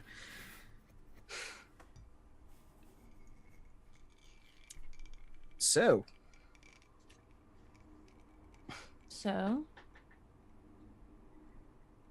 is this going to be a nightly occurrence or what, the killing? the killing, but mostly the bed? Well, this is your bed. I feel wrong sleeping in it. If you're letting me sleep in it, I feel like you should be as well. I mean, I don't want to steal it from you. Fair. He scoots to the side, making space for her. She gets in and gets under the covers and like she's kind of sitting up since the light's still on. Ew. Snaps a finger. It turns off. Instead, there is just a faint blue illumination from underneath your own shirt, Hubris, on Ghost's personage, as well as the flaming blue eye. No. That's going to be fun. Nightlight, if you will. Yeah, Gil, lay down. Wait for her. She'll lay down. There's like a few seconds before an arm reaches around like her waist and pulls her in. Oh, she'll cuddle in. You know, I use this line a lot, but I've been doing some thinking. That's dangerous. Not any of the typical planning things. That's your forte. Right, obviously. I actually wanted to know. I told you how I felt, but I never gave you a chance to... Sorry, what do you think of me? As a person, as a friend. Person, friend, partner. Am I a good guy? I don't know. Well, good is in the eye of the beholder, I think. Not the beholder, but... Rather not that. You know, I don't want booty calls from him. That'd be so weird. I'm into a lot of things, but not... You know, sorry. I'm talking. Well, I'm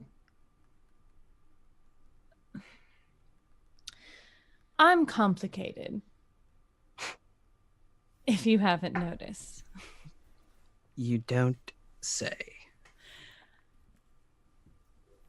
I thought when I was younger, when my sister and I spent the night under the floorboards, I thought that my heart was frozen.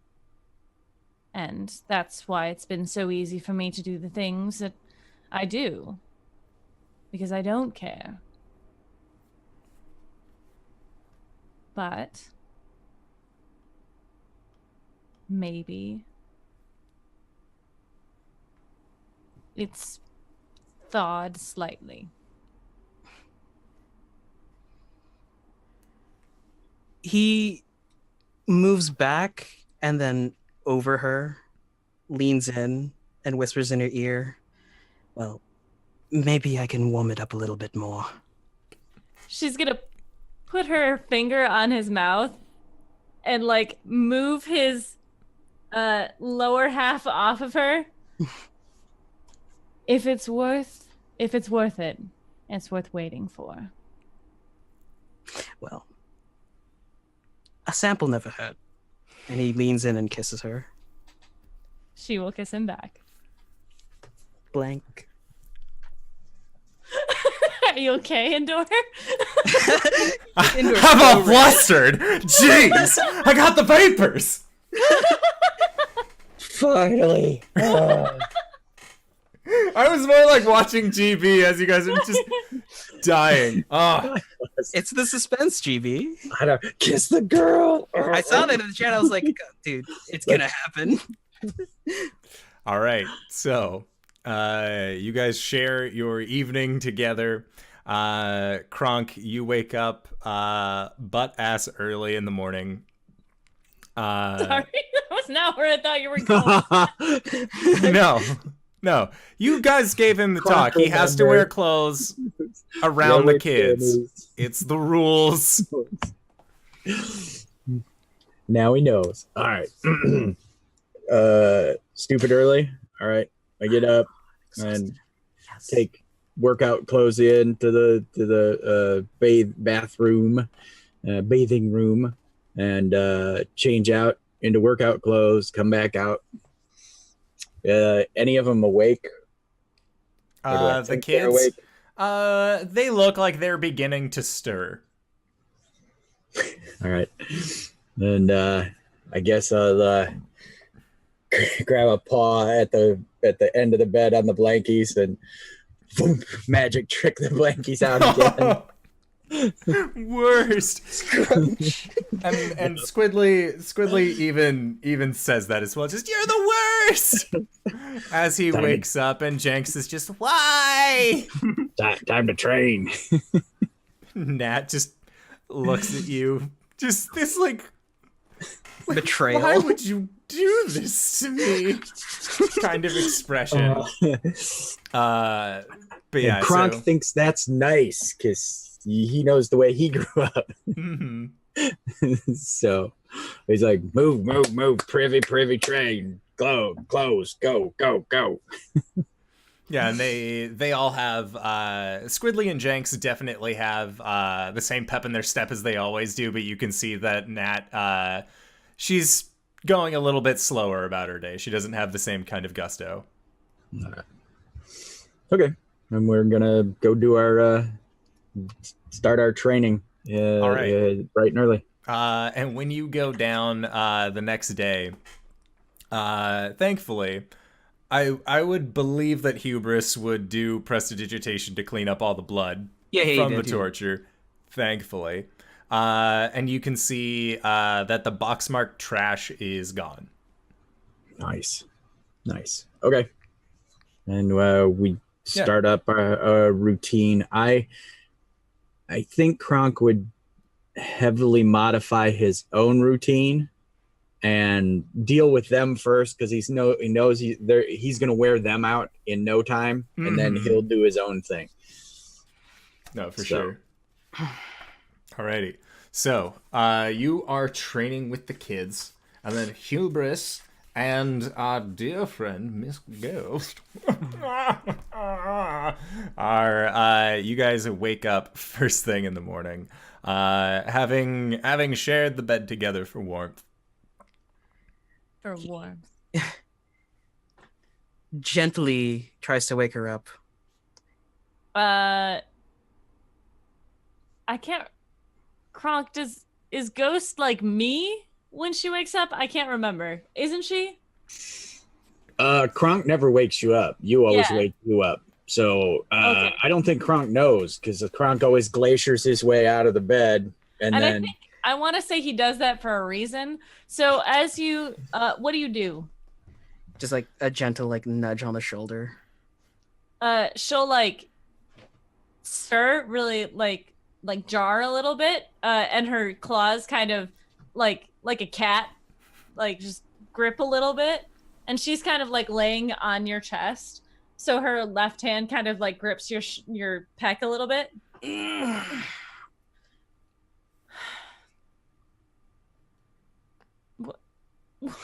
Sorry, Rocco! He's falling off the bed. What? Good morning. Oh, sorry. And she retracts. Well, she doesn't retract him, but she relaxes her hand. Still has an arm on her back. So, I hope you're not tired of killing a lot of things. Why? Is it my birthday? Well, it could be. I don't actually know your birthday. When's your birthday? We'll get to that later. We have someplace to be before 11. We do? The Temple of Inspiration. Oh my gosh, you're right. Yeah, we have No, the Morning Spire. That's where we have to be before 11. Yes. You're completely correct. I'm so sorry. Come Morning on, brain. dropping the ball. She like looks at him Okay, As she stands, she's gonna push off of him with her nails uh, and then stand up and get dressed. All right. So Hubris, as you are kind of just like recoiling from the little bit of hurt that you have had on your person from Ghost digging in your claws or digging in her claws, you actually hear something inside of your head. And it says, I am Vajra Chauffeur, the Blackstaff. Come to Blackstaff Tower in the Castle Ward at once. Bring your friends. Vajra, Blackstaff, Castle Ward. Oh, fuck. Are you all right? Yeah, I think we're getting summoned. By whom? Vajra Blackstaff in the Castle Ward in the... What was it? Blackstaff Tower. Blackstaff Tower. Who's that? I have no fucking idea. Wait. How did you get this number? Is it like message, do I have 25 words? Sending. Fuck. The Blackstaff. Is that where we were? Is that the tower that we went to the other night? No. There's so many fucking towers in Yeah, this there's city. a lot of towers. In the Castle Ward, not the South Ward? Yes, in the Castle Ward. Can I make a history check to know who this is? Yes, you can. Yeah. I'll Oh, I say. just rolled it. You're muted.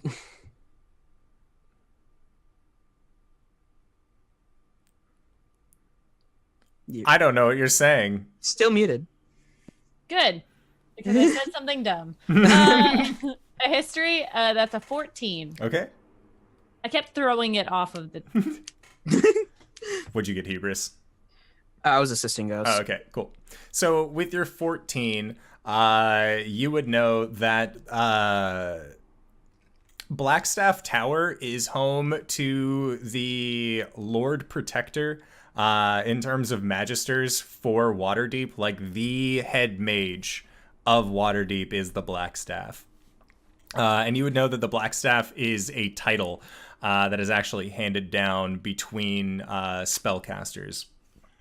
And currently, it belongs to a younger mage, a woman by the name of Vajra Safar.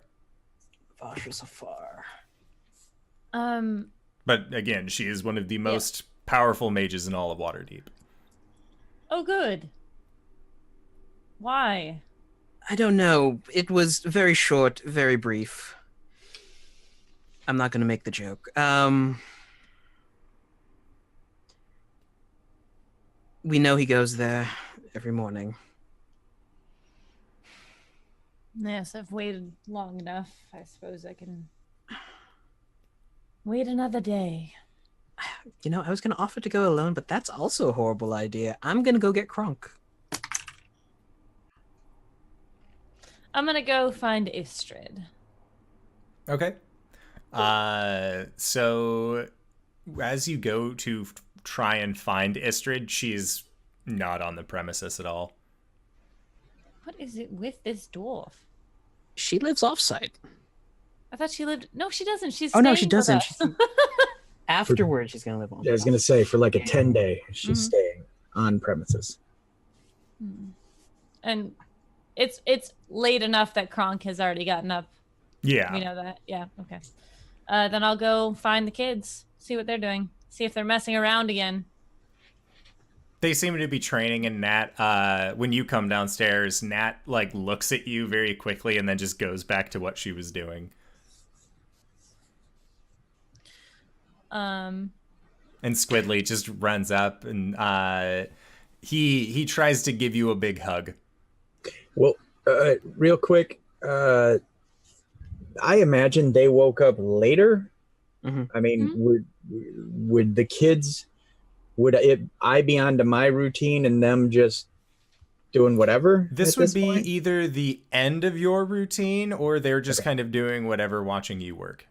All right. Right. Yeah. Then they've got training weapons, and they can be in front of dummies. And I'm, Kronk's doing push-ups and pull-ups and that kind of stuff, doing his own thing. Okay. So. She'll accept Swidley's hug, kind of like and then pat him. Did you sleep all right? I slept really well, and I'm getting really strong.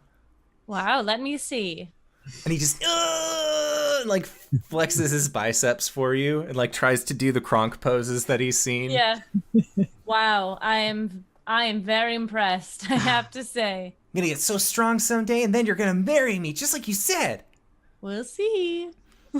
She pops him on the nose. And he just gets this really big, excited look, and he runs over, just, Jinx, she said yes! And he just, that's nice! Like, just kind of getting rocked back and forth. Nat just seems to be focused on her training dummy. Mm-hmm.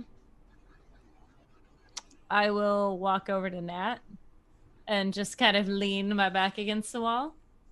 Good morning. She just kind of looks at you and then just waves and goes back to hitting the dummy. Does she seem nervous about me? A little bit. Yeah. I don't know how to speak to her. I don't know. She doesn't know how to she can't communicate to me. I am going to get down on my knee, and I am going to hand her, and I think I still have it. Don't I have an owlbear feather? Is that not this character? Son of a bitch. I am going to give her one of my oils. I'll give her the honeybee oil. Or just one of the vials. Isn't that the one that, like, what's it Corey said to watch out for? Is it? DM! Who knows? Look, I don't keep track of your items. Once they're handed to you, that's off of my plate. God, I'll go for the cherry blossom. That's safer. I'll give her a vial of cherry blossom oil. And she just kind of opens it up and smells it, and then puts the lid back on and just looks at you kind of confused. She, like, smells underneath her armpit. She'll say, if you have information, you have power. If you have information that somebody else wants quiet, you better get paid for it. Do you understand? See if she does. She just shakes her head no. Good, because me neither. She'll get down on her level. You saw something last night that you were not supposed to see, correct? She just shrugs that she doesn't know. Mm-hmm. Big people stuff. Kronk, stop drawing attention to what I'm talking about. Oh. What Nazi? Nothing. She saw this. Whoa! And then I snatch him up and carry him away. I'm giving this to you so you don't tell them. Did you already tell them? She shakes her head no. Good. You know something that I don't want other people to know. And I am paying you so that you don't tell them. She just slowly nods. You're not sure if she understands fully or not, but she's nodding. All right. So don't tell the other boys. She nods. All right. Do you want to know what it was? Slower, kind of more contained nodding. I will tell you when you're older. I don't think you're ready for that yet. She just looks at you very confused and a little disappointed. Life is disappointing. She'll stand up and she'll walk and start making breakfast. Okay. Yes. No, I was thinking. Sorry. All right. Well, Hubris, what are you up to at this point? He's in his library, sitting on his desk, flipping that coin he got. Okay. Yeah, and he thinks for a second before he pulls out his longsword and starts changing it using his pack weapon feature. And as it's like melding, he just slots the coin into the hilt. Okay. What does he have now? It's just like a cavalry saber. Nice. Make a perception check. Luck. That was almost a natural 20, a 19. As you are going through this process and kind of taking stock around the room, you can see that there are still book piles that have been left out on the floor from your mechanical visitor that you had. And then you realize that you actually haven't seen head or tail of Victor for the last 2 days. Some bitch. After he had just taken a lot of your tinkering parts and then gone upstairs with them. Hubris is like, shit. Walks upstairs. Shit. Kicks the door. Victor! And just like a quick head turn. And you see that there is what looks to be a larger table set up. That just has a bunch of tinkering parts placed over it. Oh, you're Just- here.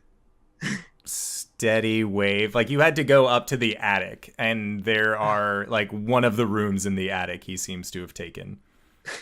You hear Hubris down the hall. Victor! Victor! Victor! Here! Okay. Where have you've been here this entire time? Just nods. You know, if you're gonna be like here, can you please check in with everyone? We're like a family. You don't disappear. Say hi. Bro. Waves at you. Okay.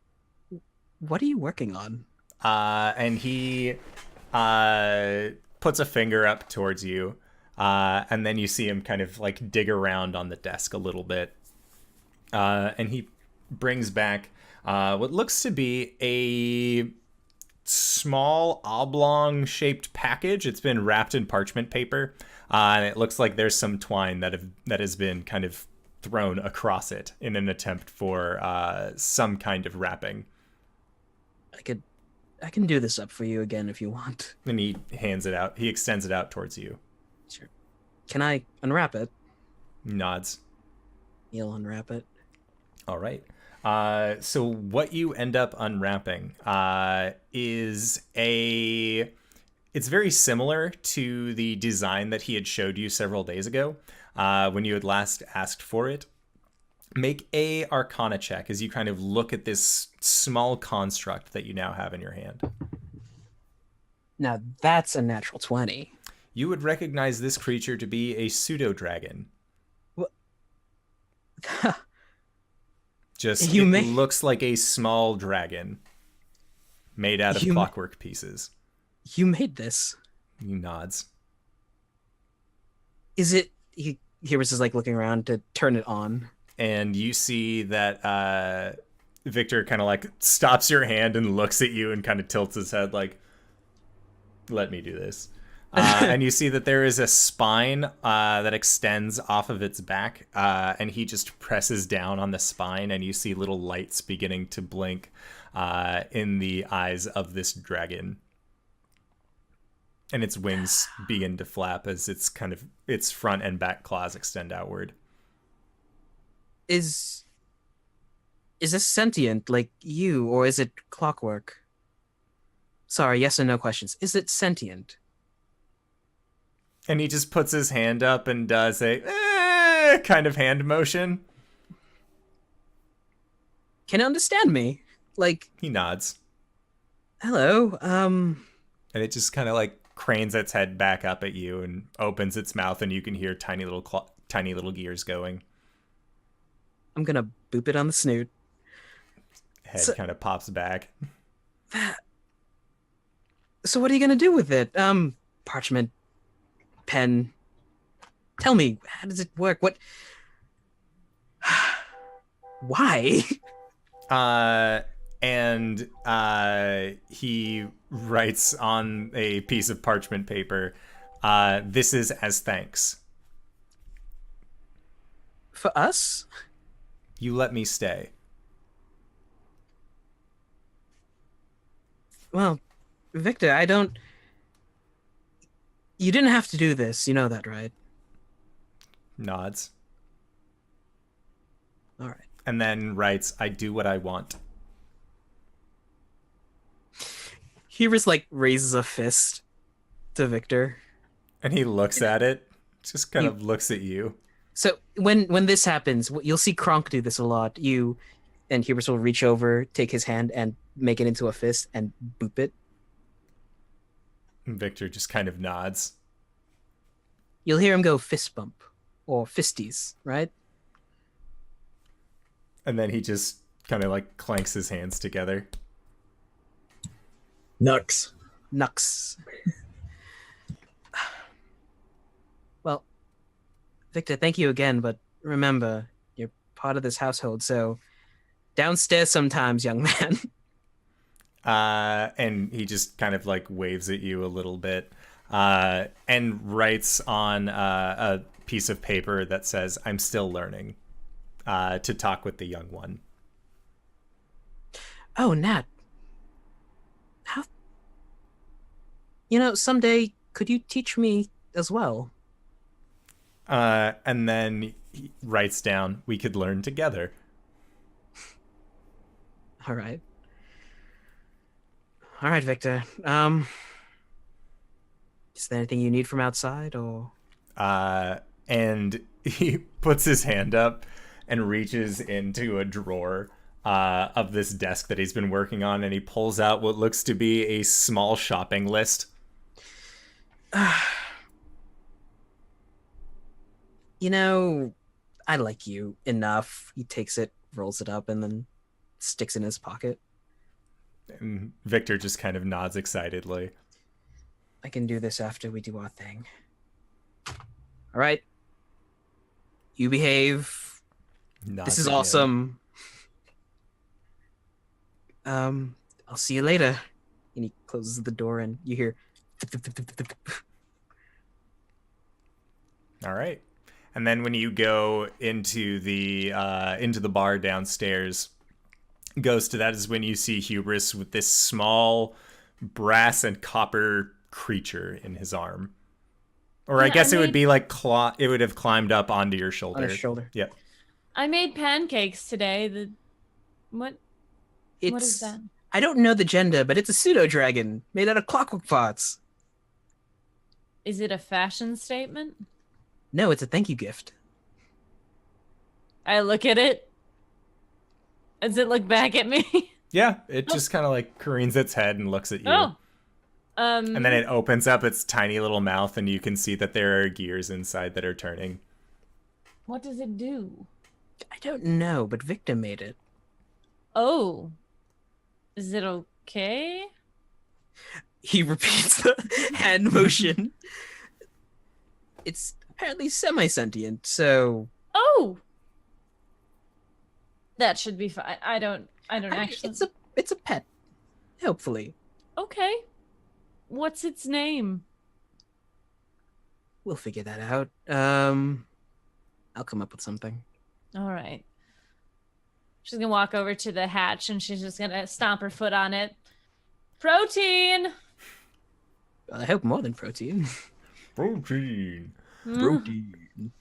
Time to go, kids. Let's go. Ciao. Move. Yeah. Weapons back on the rack. Then move. And Squidly just like takes out several daggers. Just ah. Now move. And they all rush upstairs and huddle around the table that they know you guys have been using. Wait. He was taking real daggers out? He was taking Oh, like that's- the training daggers and putting them back. Oh, okay. If you taken a real dagger out, I would have like let him keep one. But okay, they're just training daggers. They need to go back. Okay. Okay. Yeah, and you guys all begin to have your family breakfast as you typically do. And Squidly just looks at the group and just, what are we gonna do today? You guys were really busy yesterday. Do we have any plans? We're gonna be a little busy this morning, kid. But That's okay. in the afternoon, hopefully. Hey, what's that? Kronk points at your shoulder. It's a clockwork pseudo dragon. I don't know what that is, but all right. No. It's a pet. It's a pillow. It's a pet. It's a pillow pet. All right. And Squidly, or not Squidly, but Jenks looks at it as just, is that your familiar? I don't think I can use familiars. I could try. That'd be weird. I'm gonna tap the table to have the pseudo dragon crawl down my arm. And it doesn't crawl down your arm. Instead, it just kind of like leaps down and extends its wings out for just a brief moment to help it glide and land. Oh, it doesn't have legs, does it? It does. It has 4 legs and also small wings. It's about the size of a cat. Cats are dragons, basically, anyways. I've seen How to Train Your Dragon. So, Kronk, we have to go somewhere this morning. All right. I'm not sure. I'm assuming this has to do with the event. Well, not the event last night, but your mission, your adventure last night. All right. But honestly, I don't know. You went on an adventure last night? That's so cool! Shh. That's so cool. We are adventurers. New. You know, we have to get used to having children around the house, planning days and such. That's okay. If you guys need to go and adventure, the Mr. Nice Ghost lets us in, so we can hang out. We can, Yeah. You know what would be an interesting idea? There's the area upstairs that's for seating. There's the couches up there. If you take the blankets off of our bed, or your bed now, I should say, and use the pillows, perhaps you can create some sort of fort up there. Oh my god. And Jenks! And like Squidly grabs Jenks by the front. Why have we never done this before? We've never had a bed before. And he just starts like getting shaken. Whatever you guys do, just avoid the library for now. The library? Why? Well, one, he leans in to Ghost. So, remember when I used to have my gun? Yes. Yeah, all my supplies are in the chair. The things that kind of make it go boom. Oh. Yeah. So, kids, avoid the library for now. Books are stupid! Great. No library, no storage closet. Yep. And when they say that, Squidly and Jenks don't really make too much, they don't really react too much from it. When you say no storage closet, you see Nat's eyes just get kind of wide and then steadily keep eating.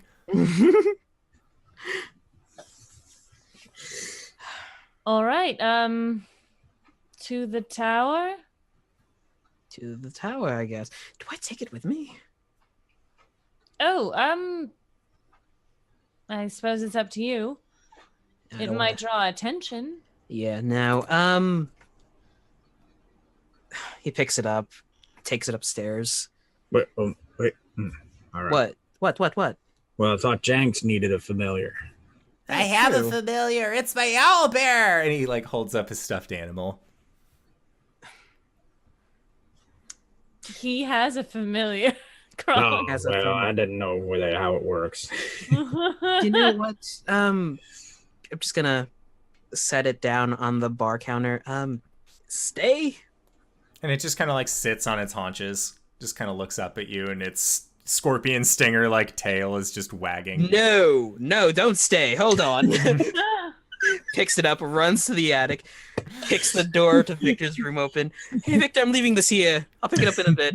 Victor just looks at you and just waves. Doesn't really know what you've done. No, so we have children. It has a scorpion stinger. Just kind of nods like, and? It could hurt the children. And don't tell me that's an important lesson they are going to learn. It writes on a piece of paper, there is no poison. It's a sharp tip, but okay. And he just like looks at his arm and takes out a small bit of metal and like clinks it against his own arm and just kind of shrugs at you. That's not how skin works.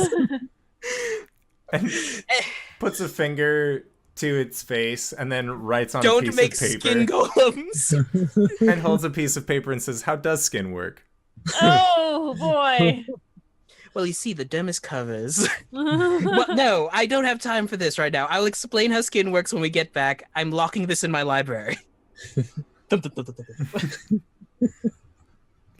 Ugh. Hubris, out of breath, comes back downstairs. All right. What happened?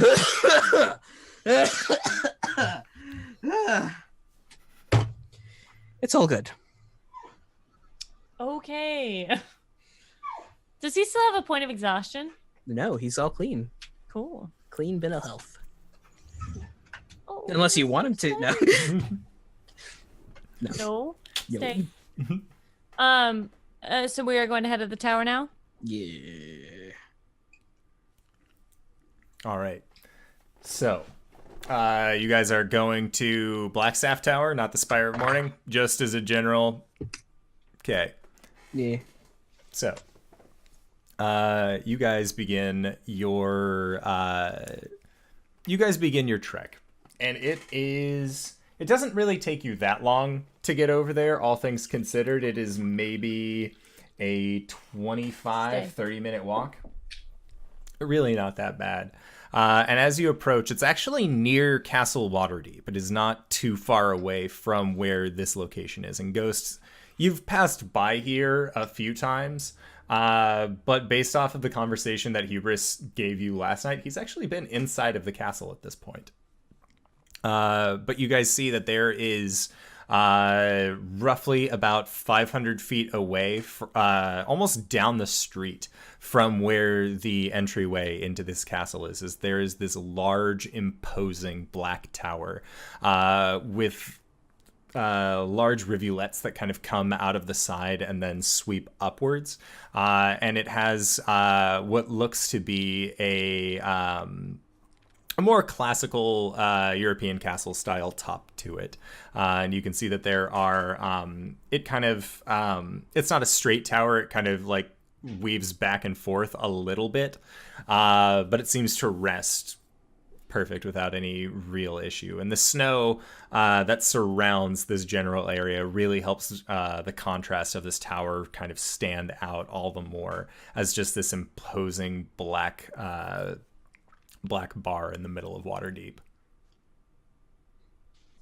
Well, damn. Yeah. And nobody told Kronk what exactly we were doing, so he's literally got the maul, the double-handed sword, the ball and chain, the twin scimitars. He's still in his disguise, so he doesn't have his crest or his helmet or his dags, but he's got his chainmail under tunics and whatnot in his cloak. Because, like I said, they just were like, "Oh, we're going to a tower," and he doesn't know which tower. So, like I said, he loaded up. Mm-hmm. As they're walking, Hubris is explaining like the inside of Castle Waterdeep. He's like, yeah, it's like ostentatious, opulent. Oh shit, that's a very big tower.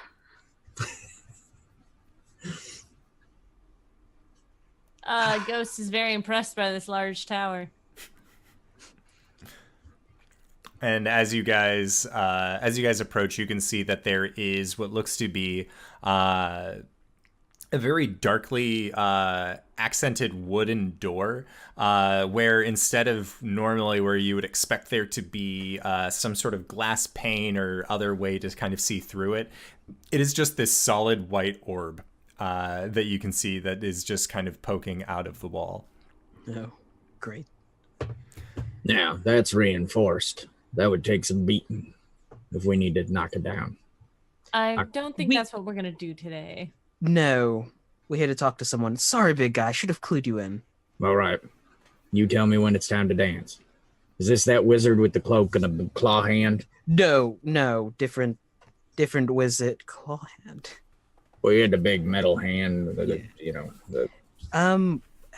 No, it's a different wizard. This one is for the city. Yeah. So Hopefully- the good guys, if you will. Hopefully a good person. Well, Bureaucracy. So, Kronk, you'd be you. If you have any questions, feel free. Remember what we talked about whispering? The inside voice. Right. And how the level you think you should speak at in a whisper, take it down about 5 notches. I'll try. All right. Thank you. Hubris, did she say why we were being summoned? We were needed in her presence immediately. Well, I'm glad we had breakfast. All right. Knock on the door. Okay, so you knock on the door, and as you do, the orb that was pressed into the door actually glows and creates kind of an area of light around the group of you. And it just stays illuminated. And you stand there for good 5 minutes or so until eventually you hear a tap tap and coming from the other side of the door. And as you hear it, you see that the wood itself just kind of bends and stretches open rather than a door opening, with this orb still placed on the high center of this door.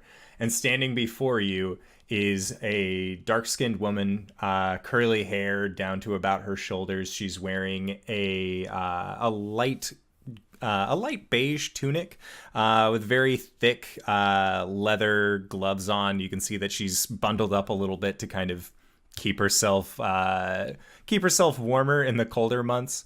And she looks at the three of you and just says, "Please come in." And you can see in her hand is just this large, and it stands about a head taller than her, this large black rooked staff. As soon as we approached, Ghost would have, they're on the open, so she would have covered up her eye. But when we got the light shown, did we feel like we were getting scanned? Make an Arcana check. Okay.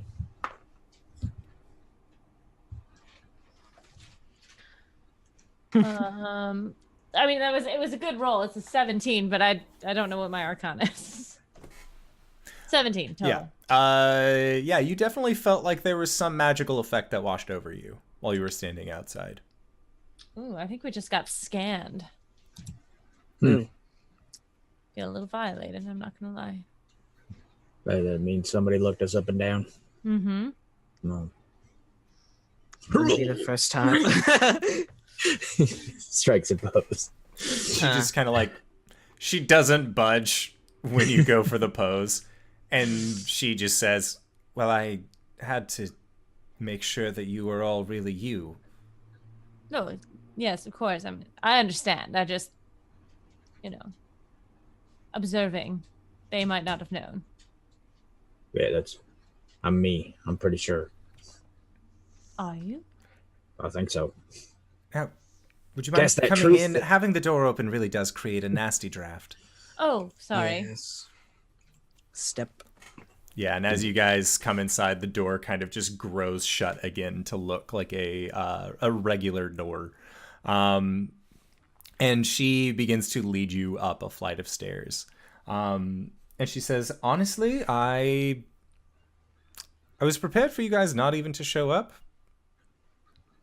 A little bit. Really? Yeah. You did send a sort of mind missive that you requested us, so Yes, that's true. little But some people disregard for authority. They don't like answering direct calls from people. I've had to send missives quite a few times to several people, and it really just gets grating. So thank you. Thank you for stopping by. This has been great. So if I am to understand this correctly, she says, leading you guys up to the first floor inside of this tower that you can really just step out onto, and you can see that she has a table set up. There is a black kettle, as well as a series of cups that have kind of been set out, and she just looks and says, "Tea? Anybody interested in tea? Coffee drinkers?" I've had breakfast already. Pass, thank you. What's tea? It is a nice floral water. Kronk. It's hot. Right. It warms Okay. your insides as it goes down. Sorry to interrupt, but I mean, I know that pleasantries are a thing, but why have you called us here? I have called you here for several reasons. The first of which being, so I could confirm for myself what I heard not only from my dear friend Rainier, but also from what I heard from Lady Silverhand. He's here, isn't he? In the city. Mushroom. I think she's talking about Mushroom, the other wizard. Who? Manchu. Mushroom. Oh, Manchu. Oh, And That shoot. guy. that's what it seems to be. I have a proposition for you. Myself, run an organization of very talented individuals that we can send out and take care of covert operations, so that way we don't need to get the entire city guard involved. How familiar are you with members throughout the realms? Does the name Archon the Cruel ring any names? Rosie Beestinger. These are members of Force Grey. Oh. So, what I am offering to the three of you is a temporary position on this force. If, and only if, you help us eliminate the wizard. Sign me up. Do I get a tattoo? Kronk. You can totally get tattoos. They'll be rad.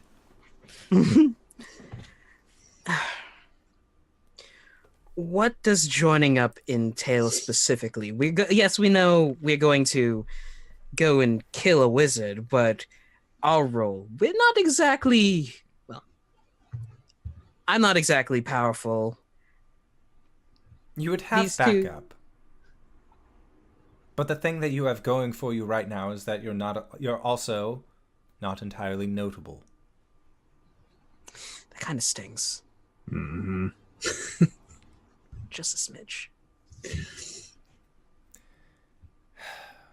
What I'm meaning to say is that the three of you aren't nobles. You aren't dignitaries. You aren't high-profile people throughout the city. People might know you. People might know of you.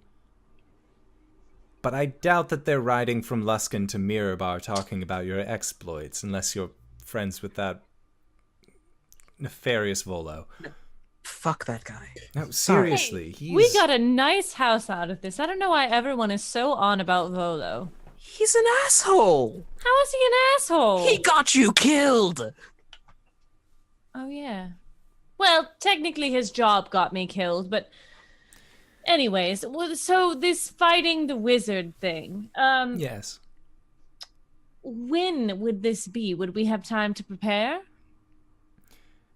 You would have a 10-day. I see.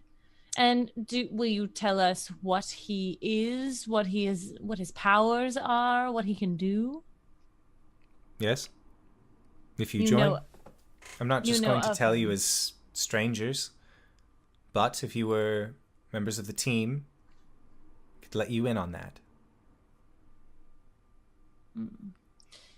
And before we get into this, I know.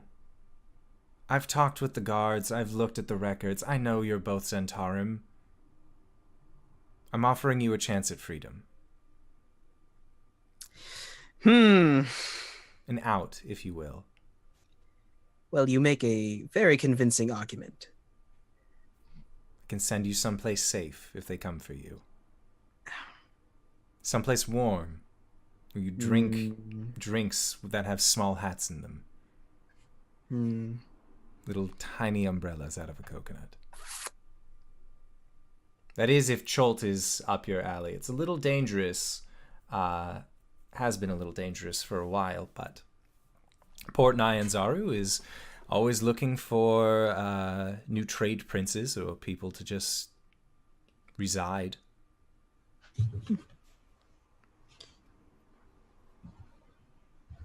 How long do we have to decide?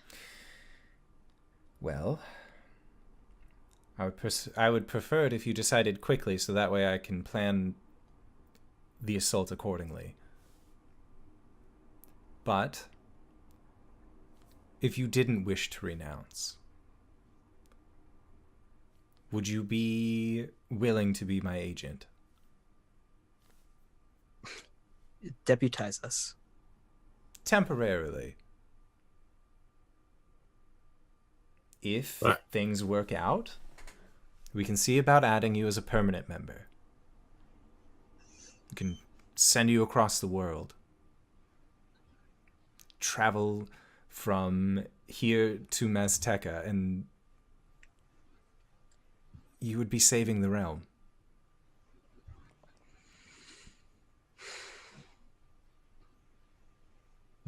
While we're talking about this, I mean, we get the chance to beat up no, old you Mushroom. seemed totally on board.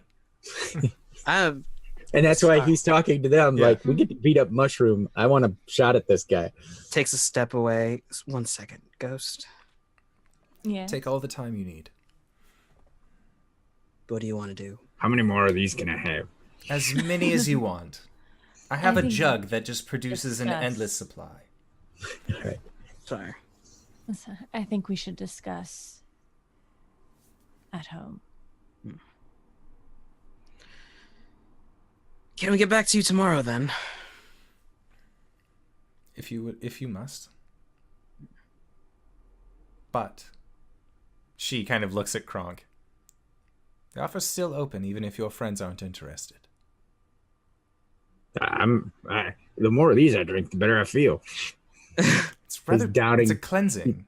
He's downing tea, not realizing that tea has the same thing as coffee in it. She drinks black tea too. You said it was herbal tea. You asshole. Hey, it's a nice citrusy after. You know Kronk's not going to budge on this. We can speak with him about it later. Thank you.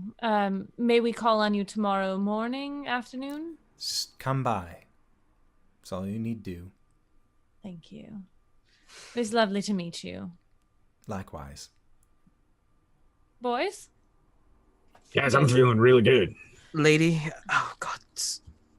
Wait, 9 hells. was that caffeinated?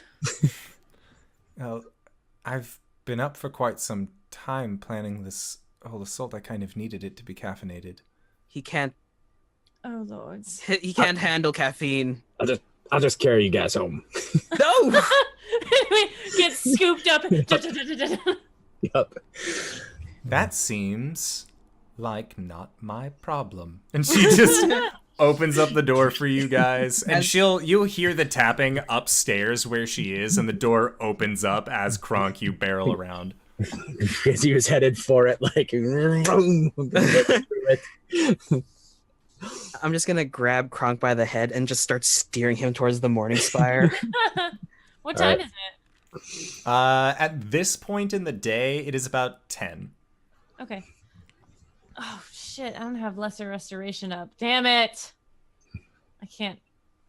Is that a ritual? Can I do that? God, I No. wish it was a ritual. God, I wish it was a ritual. Man. Clerics would be like, oh. I am a god amongst men. Give me alcohol. Oh gods! I'll write it out as I down this Jaeger bottle. Well, shit. I'm gonna have Kronk do a few laps before we get there, and try and wear himself out. Yeah, as long as you keep him focused, he won't Yeah. switch over to like, I can lift the world. Yeah. Yeah. All right. So we'll have him do a couple laps, and I would like to put on my veil. Oh, Yes? do you want in with me? I could turn you invisible. I already thought I had it in with you. Oh. You see him, like, as he's getting carried around, turn into Victor. Oh. Victor? Like Victor, our- the brown-haired individual he introduced himself as. Okay. I was like a Like, robot no. man. No, I named myself Victor because that was the first name that came to my head. I don't want him. I want to follow him home, so we don't need to go in. Yeah, okay. Hubris. But no, I think I'll hunt him as normal. He lives in the South Ward, correct? Correct. So I am going to set us up on the south side of the plaza. Or on the other, like, I guess I'm assuming that it's like the plaza in Notre Dame, where there's a big area in the middle, and there's the big church, and I It's don't pretty know. close. Okay, so we'll be in, like, sort of off to the side in an alley. Ghost will be wearing her veil, and she's gonna have Kronk do push-ups Most wise. back in the alley. Just And doing then- crunches. Yeah, we are going to keep an eye out for Father Lewitt. All right. So make perception checks as you guys are keeping your eyes out. 22. 4. Okay. Woo! Hubris, you are more just worried about the amount of sweat that Kronk has coming out of his personage as he is doing all these push-ups. He's getting the caffeine sweats. It's not good. But he's working through it as best he can. And Ghost, as you are peering out, you kind of see that this food cart that was there the last time that you were at the Spire of Morning is set out. You see that there is a group of these morning brothers, these followers of Lathander, that come out and they begin checking around and just kind of investigating. And amongst them, you do spot the figure that you have been hunting for years now at this point. Mm-hmm. And you see him pays for his meal. And then you watch as he just begins to steadily walk off, heading towards the high road. And that is where we are going to call it for tonight's session. So, I wanted to say thank you so much to everybody who decided to stop by and join us on this wonderful adventure once more in the streets of Waterdeep. I always have a blast on our Tuesday night games, so I'm glad that you guys did too. So, RJ, where can we find you? What do you do? Oh, hi, everybody. I am RJ here on the channel, or you could find me at RJustice282 on Twitter and Twitch, where sometimes I tweet about how my DM weaponizes my backstory and drops plutonium-grade plot on everyone. Who would do that? What a monster! I also stream Overwatch with 1, 2, and 3 sometimes. You can watch the sick plays of the Widowmaker or LB casting that fucking Diva Bomb. Or was the other guy? That was a good Diva Bomb, guys. It was. It was. And then Jeff just wrecks everyone. Yeah. We love Jeffrey. You can also catch me on Monday for our homebrew campaign as Caleb the Shatterkai Cleric. Excellent. LB, Ooh. where can we find you? What do you do? I'm LBHackEmUp. I also have a Twitter that I use sometimes, mostly for retweets, but sometimes I tweet stuff that I like, mostly animals and, well, just stuff. You can find me on Mondays as Gwen, the halfling barbarian, who's the only sane one in our group. I mean, the only one with, like, without damage. No, you were right the first time.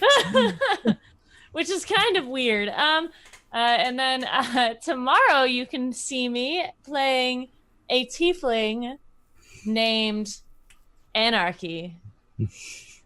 So that'll be fun. And then, I know, right? He's a 13-year-old badass. And then on Friday, you can find me on Pro Restarter's channel. I play in his Birthright campaign, where the sass has just kicked it up another notch. And then on Sundays, you can find me on Encounter Roleplay's channel at 5 p.m. in our Fates game, where we have a bunch of young people who have superpowers, and we're getting to that point where we have to decide what we're going to do. So, Fun stuff. And Greybeard, where can we find you? What do you do?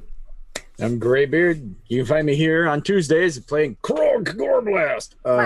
And tomorrow night, I will be playing a tiefling, 13-year-old, named Discord. Bard, and that should be all kinds of fun. And on Thursdays, you can find me on Pro Restarter's channel as Bavard. He's kind of a scoundrel, but things are getting crazy because his magic winged cat friend died in the last episode and was killed by his boyfriend. So it's good. but he doesn't know. But he I doesn't didn't know. either. Spoilers! Oh, sorry, guys. Sorry. Spoilers. Yeah. So, drama. They also Huge- destroy a house. It was great. Huge drama. If you haven't seen that episode, definitely go see it because it was insane. My favorite line of the evening was, "We're wedding planners." Yes, as the house is sheared apart by uncontrolled magic. So you can catch me there 1 p.m.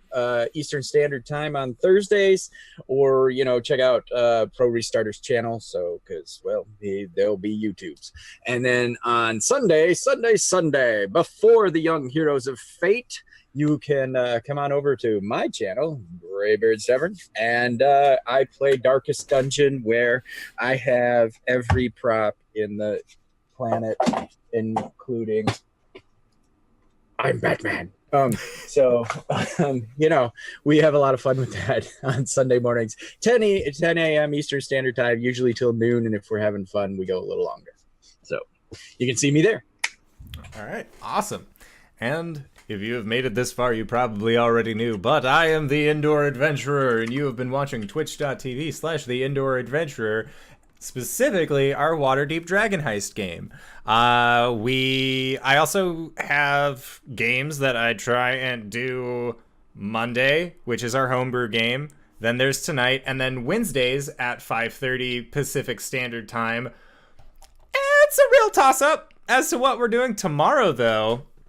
We are going to be running, as you might have guessed with the number of tieflings that were described, it is called Hell Scouts Camp, and you guys are going to be playing as young tiefling children at Tiefling Summer Camp. So I am very excited to be able to DM this, because I have wanted to do Hell Scouts Camp for a long time. Since like last October, I think, was when we initially talked about it. I'm very excited.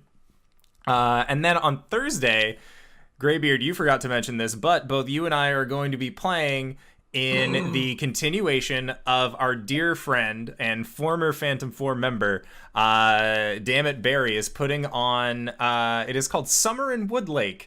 And it started off as what I thought would be a petty NPC generator game, but instead has turned out to be a bit of a doozy in terms of spooky fun game. So mind-bendy horror. Yes, mind-bendy horror. It's scary. Indeed.